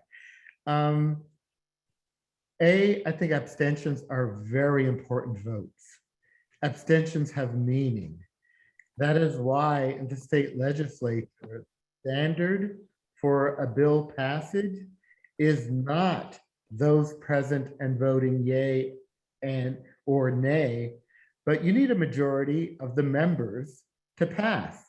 It doesn't matter, you know, if people abstain. So I think that the decision to appoint a judge, it's a life and death situation. It's a life and death, you know, kind of appointment.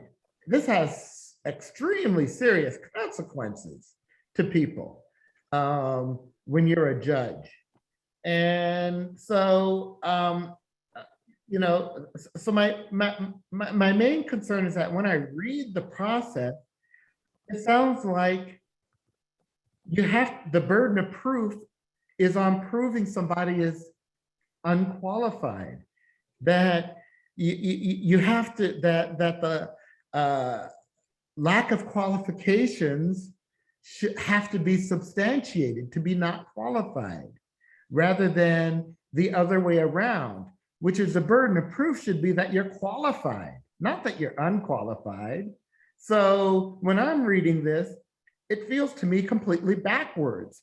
It feels to me that the easier way, the more effective way to determine whether someone is qualified is to do three motions. One is the candidate exceptionally qualified? They either get a majority of those or they don't. If they don't, you go to, is the candidate well qualified? They either get a majority or not. Then you go to, is the candidate qualified?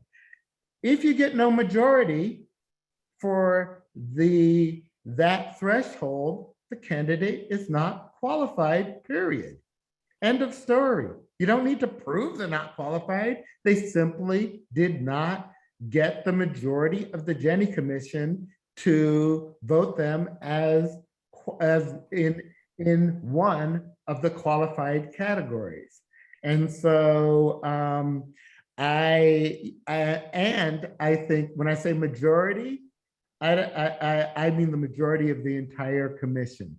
So that you know, I think that it's important for abstentions to count, and they count by not be, you know, so that, you know, if you have 9 to 5 to 5, you know, 5 abstentions, that has not, the motion is not carried, okay? Because you didn't get the majority to vote yes. So, you know, these are my thoughts after reading the best of my ability of what the process is. And I you know, anyway, those are my thoughts.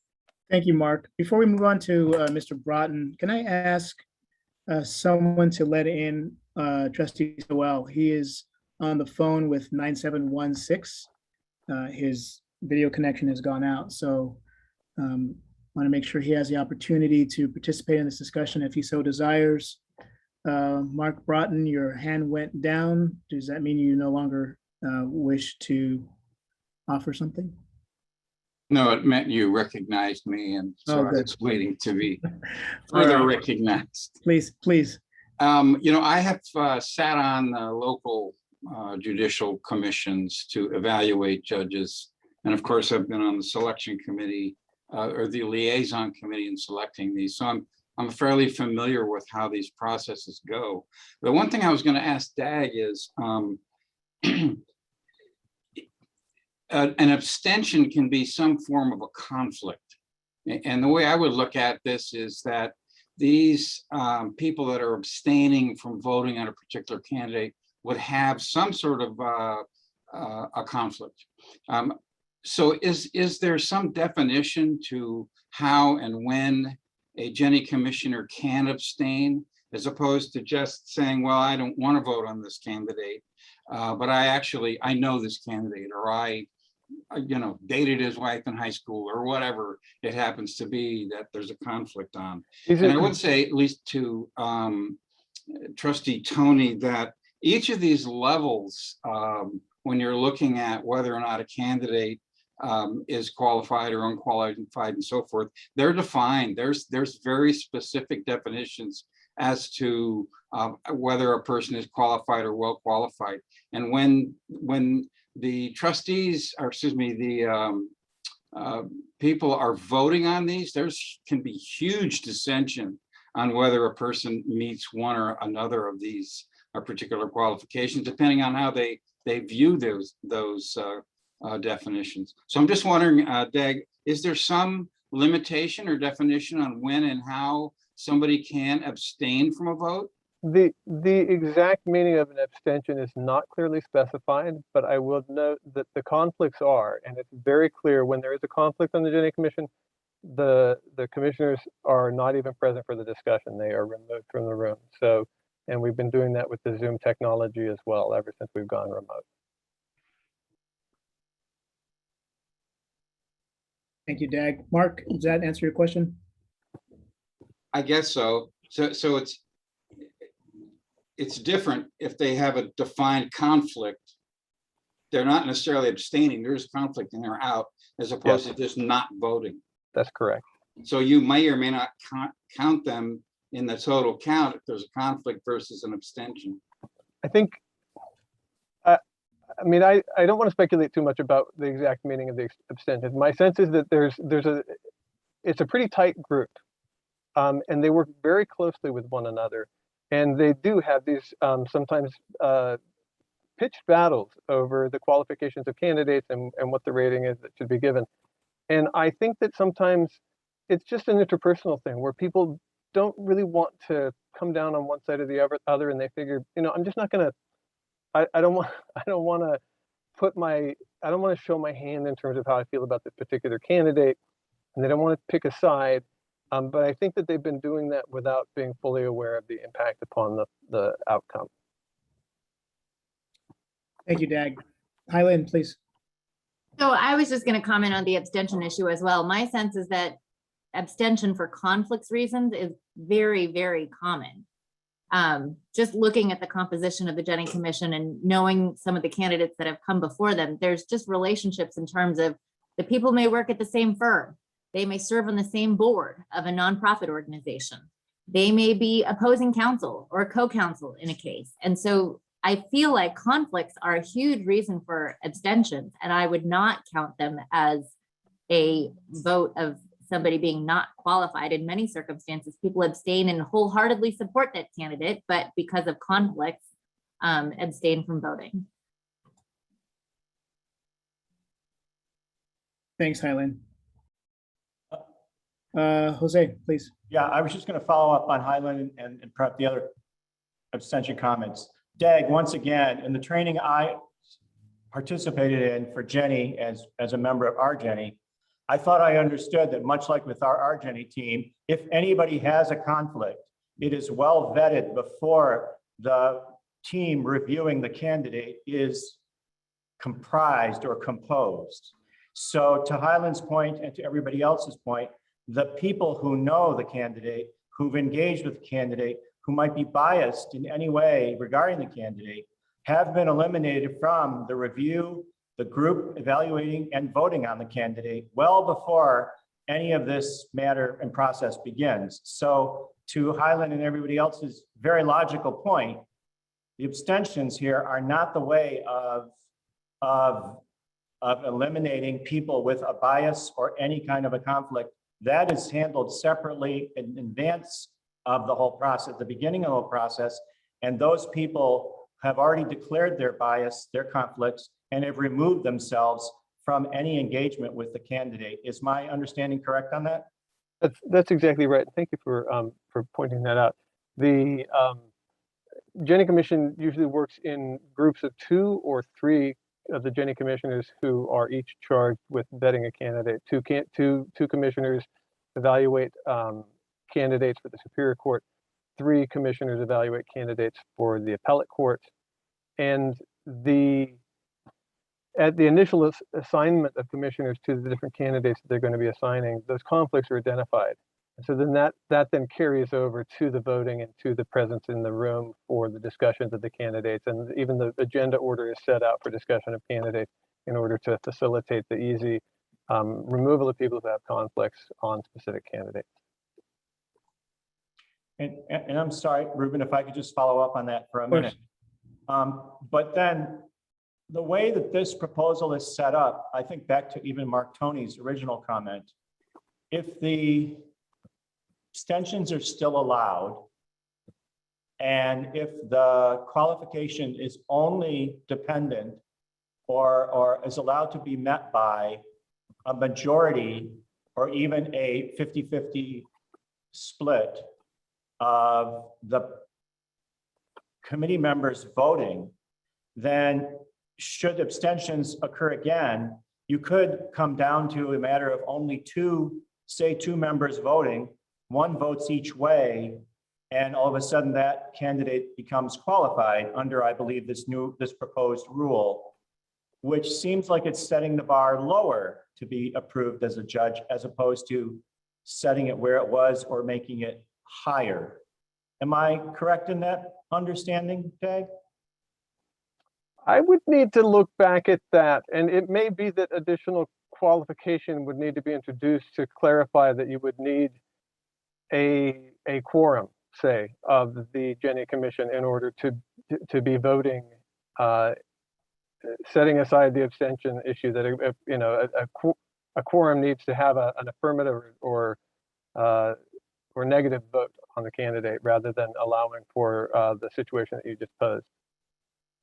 I think a quorum would alleviate that concern, yes. I'd quite frankly be surprised if that wasn't an existing rule, but I've never been on Jenny, so. That's what I was gonna say. Yeah. It's probably a requirement elsewhere in the rules. Correct. Mark Broughton. Yeah, I don't want to belabor this too much. Does an abstaining member count against the quorum? And the other thing I would just throw this in, having sat on these, is that the governor can do whatever the governor wants, regardless of what the what the vote of Jenny is. I have actually seen it coming out of a committee where people got not qualified and got appointed and sitting on the bench. So to some extent, it doesn't necessarily matter, but it is advisory to the governor.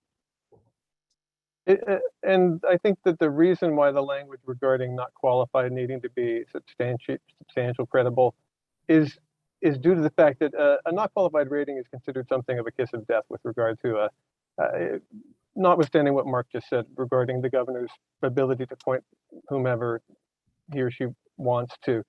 It's considered a pretty significant strike against anybody who aspires to judicial office. Thank you, Dag. Any other questions? Okay, the question before the board is whether to circulate this for public comment. Is there a resolution for the board to consider? Thank you.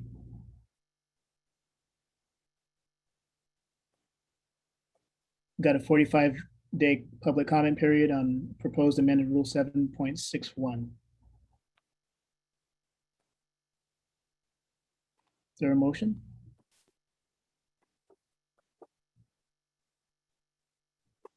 I'll move it. And Sonia is seconding. Thank you, trustees Broughton and Delenn. If there's no further discussion, can we have a vote, please? Broughton, Yes. Cisneros, Aye. Chen, Yes. De La Cruz. He had to jump off, his computer restarted. Okay, thank you. Delenn, Yes. Ganong, Abstain. Pertula, Yes. Saleg, Abstain. Shelby, Abstain? Sol,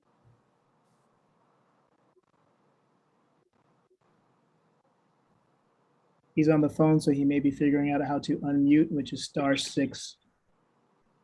I just said yes. I am driving. Can you folks hear me? Yes. Yep. Thank you, Arnie. Stallings, Yes. Tony, Abstain.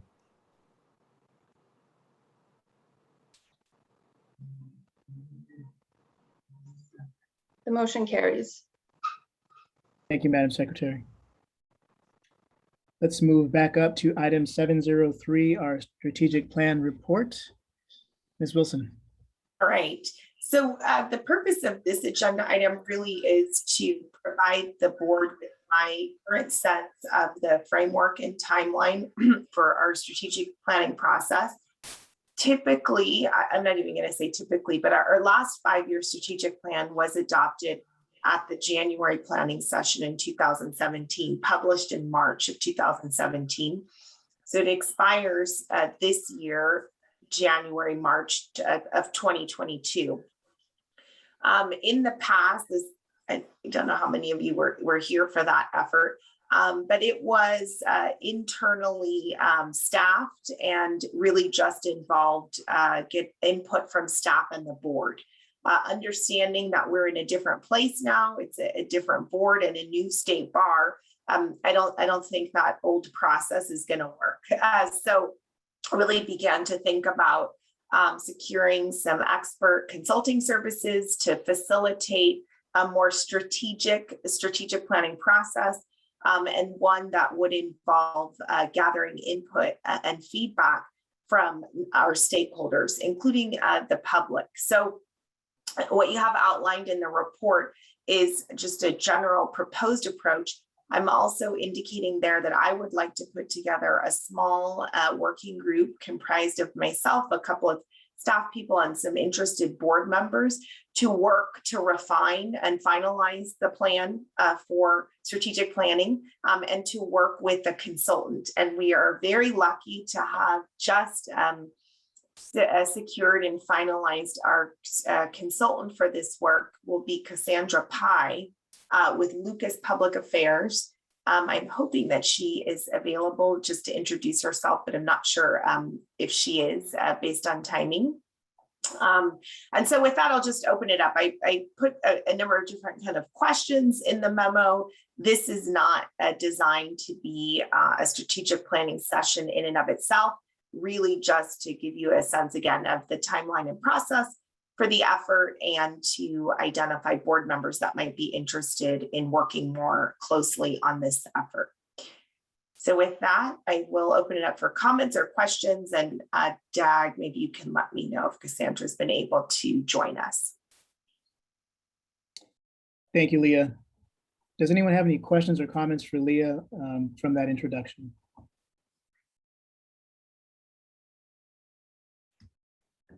I do. Mark, please. Thank you. I've participated in quite a few strategic planning processes over the years. And generally, one of the general components is a minimum of a day-long board retreat. Is a feature that I've always seen. And I'm wondering if that's what you mean by the January 2022 planning session as separate from the board meeting. I'm just asking for clarification here so that I have an understanding of what your meaning on this. Yeah, so I apologize for that. Typically, when I was here before, the 2 days of the January meeting were used one full day for the strategic planning effort, so a quote unquote retreat, and the following day typically for a board meeting and any committee meeting. So yes, that's what I was referring to. Thank you. Thank you, Mark. Thank you, Leah. Brandon. Just wanted to express my interest in serving in this capacity. I think it's a great idea. Great, thank you, Brand. Any other comments or questions? I'm also happy to serve. Thank you. Yeah, and unfortunately, I think she hasn't been able to join us, Brandon. I just got an email. I just got an email indicating that she's trying to join. Maybe if we have like a minute more. Sure. I just had to ask Cassandra if she was available to pop on and say hi to everyone. Some of you got to meet her. She did stop by an event in Sacramento earlier this week. And I know some of you know her also, so we can have her pop in. While we are giving Ms. Pai an opportunity to call in or log in, I'll just say that the idea of a board retreat has also been foremost in my mind as I'm planning my own work for the coming year and recognizing the importance of the January strategic planning session. Complicated by the fact, of course, that everyone may not be comfortable being together in person again. But I do think that sort of endeavor can be greatly aided by face-to-face contact, even if it's face-to-face wearing masks and or outdoors. I mean, there are plenty of, I see Cassandra has joined us, so I won't talk too much longer.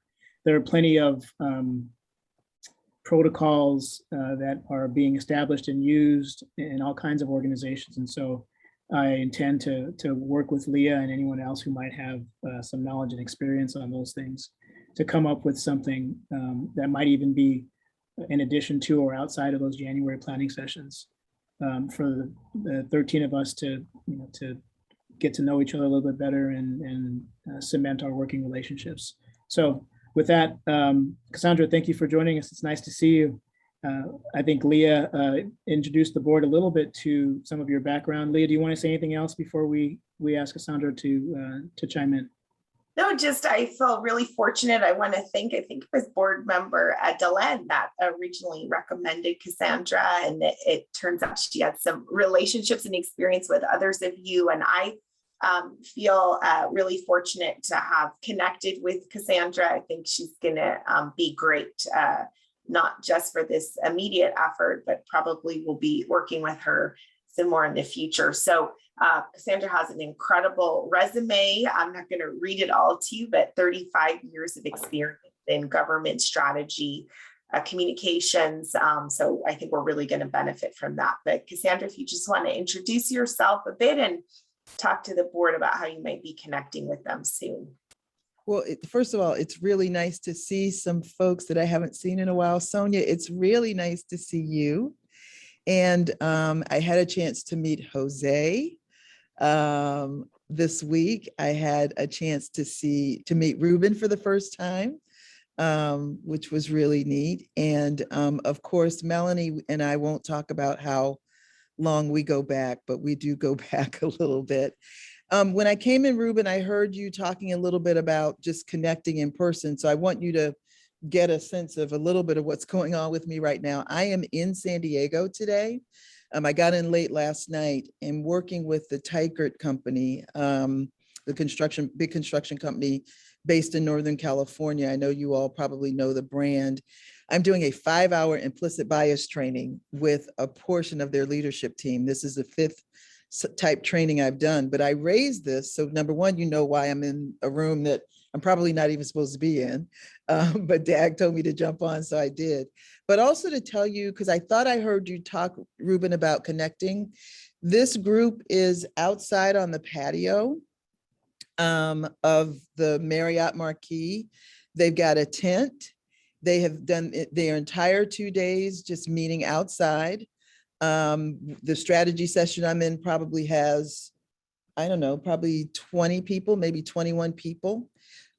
We went through all the protocols in terms of, making sure that folks had vaccines. When we walked into the meeting, we had masks on, but once we were outside, we were fine. And I have to tell you, I'm a little bit conservative about these things, but I feel very comfortable here. So I share that just as one experience or one way just kind of think about doing this going forward.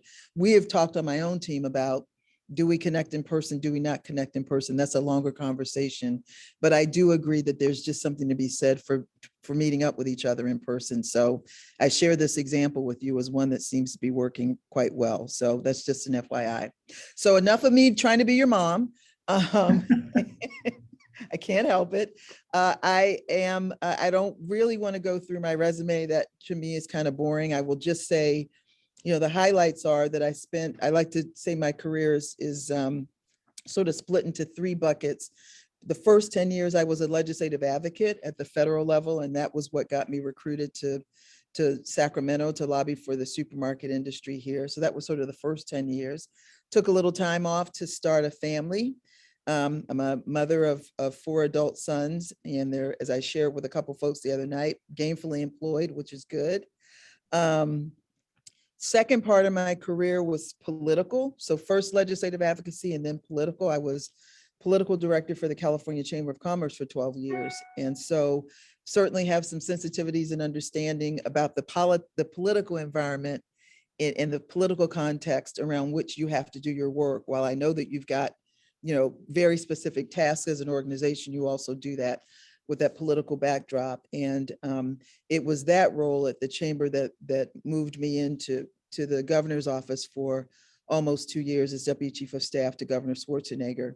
And then out and spent I call that the aberration, and then out and spent this last tranche of my career really as a communications strategist with some political, but really around communications, the media, strategic communications, and that kind of work.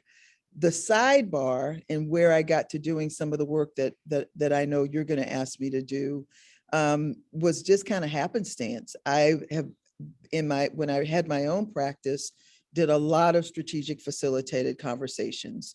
And Leah has probably shared with you a list of references, some public sector, a lot of private sector. Most of those conversations were just about getting teams together and making sure they were on the same page about their work. And it's just something I really enjoy. And of all the things that, people say I'm good at, this is probably the only thing I really believe I'm good at. And that is helping to pull together different voices and get them on the same, hopefully on the same path and sort of thinking about strategy and priorities. And so I wound up doing that work sort of as a sidebar. I still do it in my role at LPA. And again, I really enjoy it. Yeah, the only other thing I'll say, and then if there's some questions or conversation, that'd be great, is that there's a little bit of a method to my madness, having done it for a while.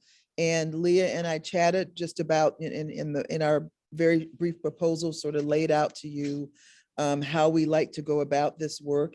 And a lot of it is just about getting input from all of you. That's a very important piece of it, is getting a sense from all of you, sort of what the direction and priorities ought to be, but also, as we discussed with a couple of you the other night, taking into account your stakeholders, because that also, sort of what meeting your stakeholders' expectations in these times is also very important and should influence, some of your priorities, not completely influence or drive, but certainly have some influence and input there. So I like to do, I like to do I like to survey. I like to do individual interviews for feedback. And what I find, particularly in the survey process, is that we typically tease up some issues that aren't necessarily at the forefront of everybody's thinking. I just like this process because there's always something that comes out of it that even I haven't thought of, or that sort of collectively we haven't thought of. So that's what that calling of information and interviews and IDIs and surveys is going to look like. And then we will take that and help that drive our agenda for the early part of the year when we start to have that strategic conversation. So I'm easy to get along with. I'm a lot of fun. But I also take my work very, very seriously. I take your work very, very seriously. I take governing very, very seriously. And I am very, very committed to your equity goals, and believe that now more than ever, that's got to be a part of all the conversations we have relative to institutions in this state. So I hope I didn't go on too long, Leah. And if there's some questions or any specifics you need, please let me know. Thank you. That was great. Thank you, Cassandra. I happened to be in Sacramento over the past 2 days for the League of California Cities annual conference, where many of my colleagues and clients are. So that is how I was lucky enough to get the chance to meet Cassandra just by happenstance, and it's very nice. So I certainly look forward to spending more time with you and availing myself of your expertise. These are certainly the beginnings of conversations that I hope my fellow trustees and I can jump into with both feet and open hearts and open minds. As I said earlier, we've got a lot of work ahead of us. These are challenging times, but part of that strength, right? Part of building that strength and recognizing that strength is going through the type of exercise that Leah has described and Cassandra a little bit. And I certainly respectfully encourage all of you to make every effort to attend, whether it's in person or in virtual or some combination thereof. So any other questions or comments from the board? Looks like not. Okay. Cassandra, thank you. Can I just chime in?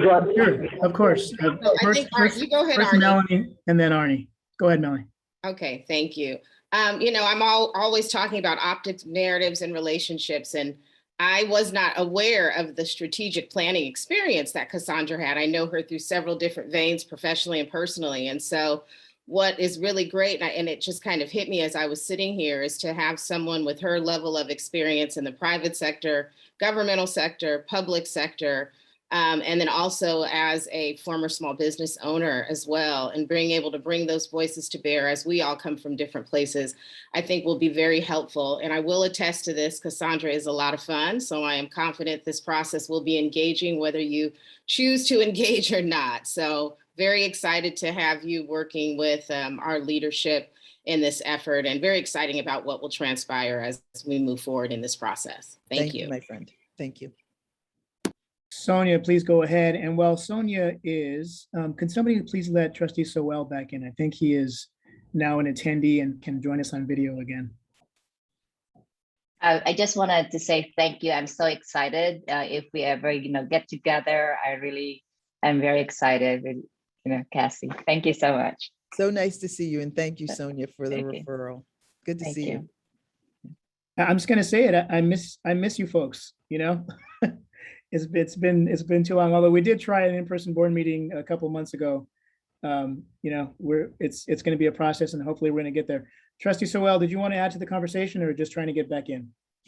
A couple of things. One, I was just trying to get back in, and I apologize. I was at my office downtown, and we had a Comcast outage, I guess, and so I was unable to.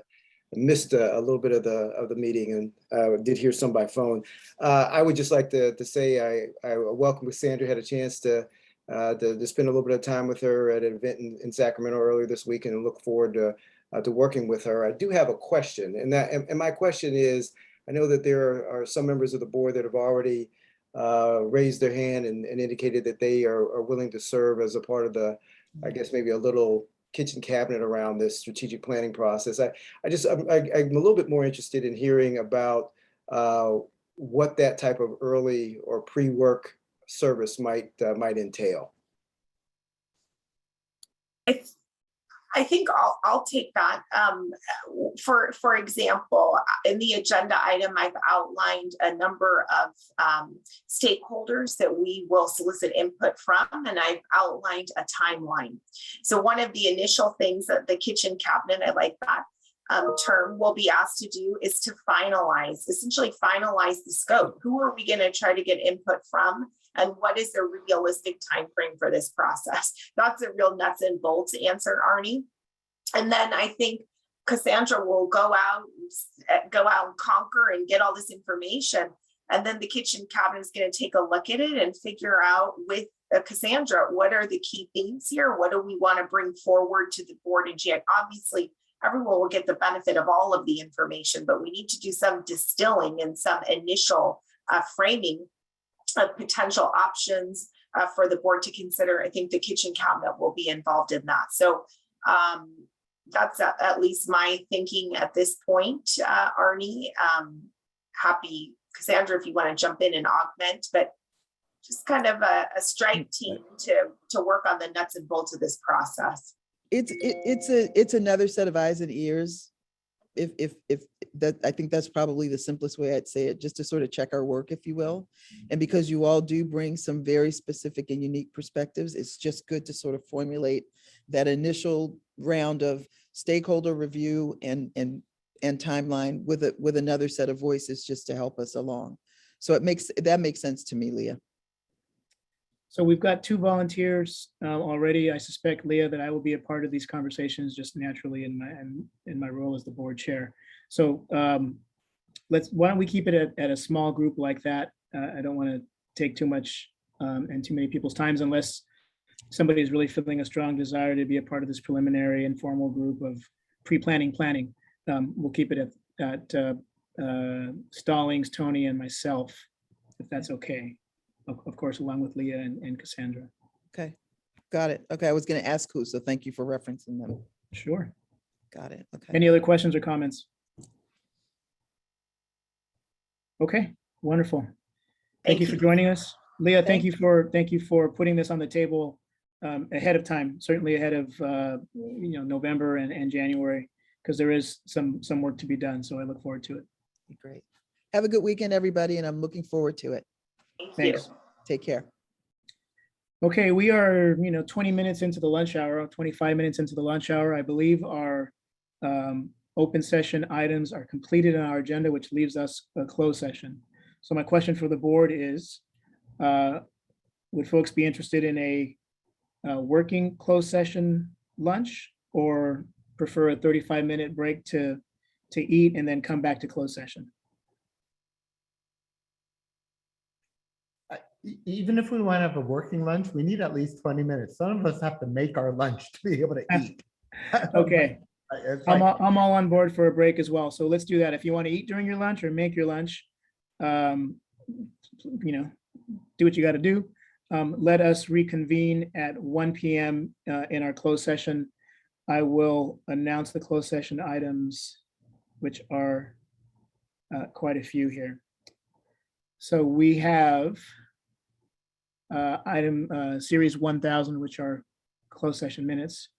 We have a consent calendar item 5000 series, which is a request for amicus, which I believe, if I'm not mistaken, has been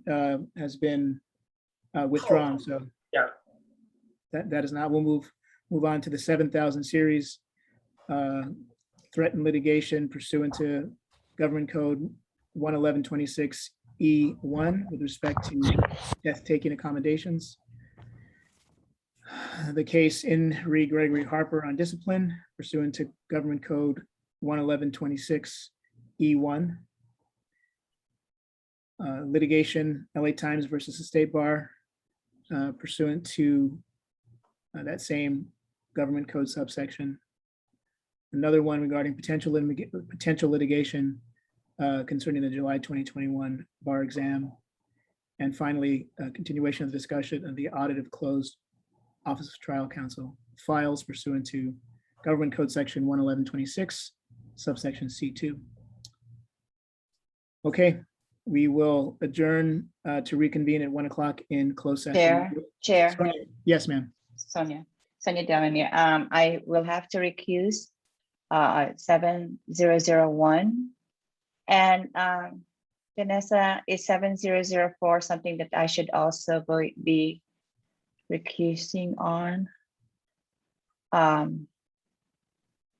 Vanessa, you're on mute. You're on, but I think the answer is no. I think the answer is yes. We let me talk to 704. Sonia at the lunch hour because I don't know the facts. It might be no. She hasn't raised that with me. And then Mark Tony is recusing from 7001, correct, Mark? Yes, I am, because I serve on the board of the ACLU Northern California. So yes. Thank you, Mark. Chair, are we using yesterday's closed session link? That is a question. I'm sorry, Louisa, go ahead. I was going to point it to you. Sorry, I'm about to send out the closed session link. So you should receive it in your inbox shortly. Okay, I see Trustee Sowell and then Mark Tony, I see you as well. Let's go to Arnie. Mine is just sort of administrative. I think I missed maybe 1 or 2 votes, and I'm just trying to figure out how I get recorded as voting, or if I've missed a vote, is that what happens with this?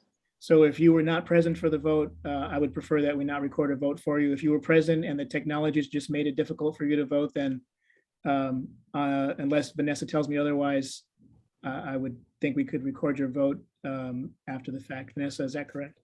Well, no, generally you have to revote. It's best not to record a vote unless Arnie has a burning desire to have a revote, which we'd have to do now in open. Don't have a burning desire to revote, but I think this is something that probably should be discussed at some point in time. Because with technology and those sorts of things like that, there were items I would have liked to voted on. And unfortunately, got kicked off and I couldn't. So something we should figure out, okay? And the executive orders that have, allowed certain indulgences during the during the remote meetings, are pretty specific about that. And they even heighten the requirements that we have to have individual vote and that kind of thing. But let me think about that with my Bagley Keene person. Okay. Thanks, Vanessa. Thank you, Arnie. Mark. Yeah, I was just going to request that those of us who've recused ourselves from 7001 be texted or notified when that is over and we can rejoin. That's all. Okay. We will make sure. Sonia, I'll call you. I'll call you now when we get them. Okay. Thank you. See you in 29 minutes.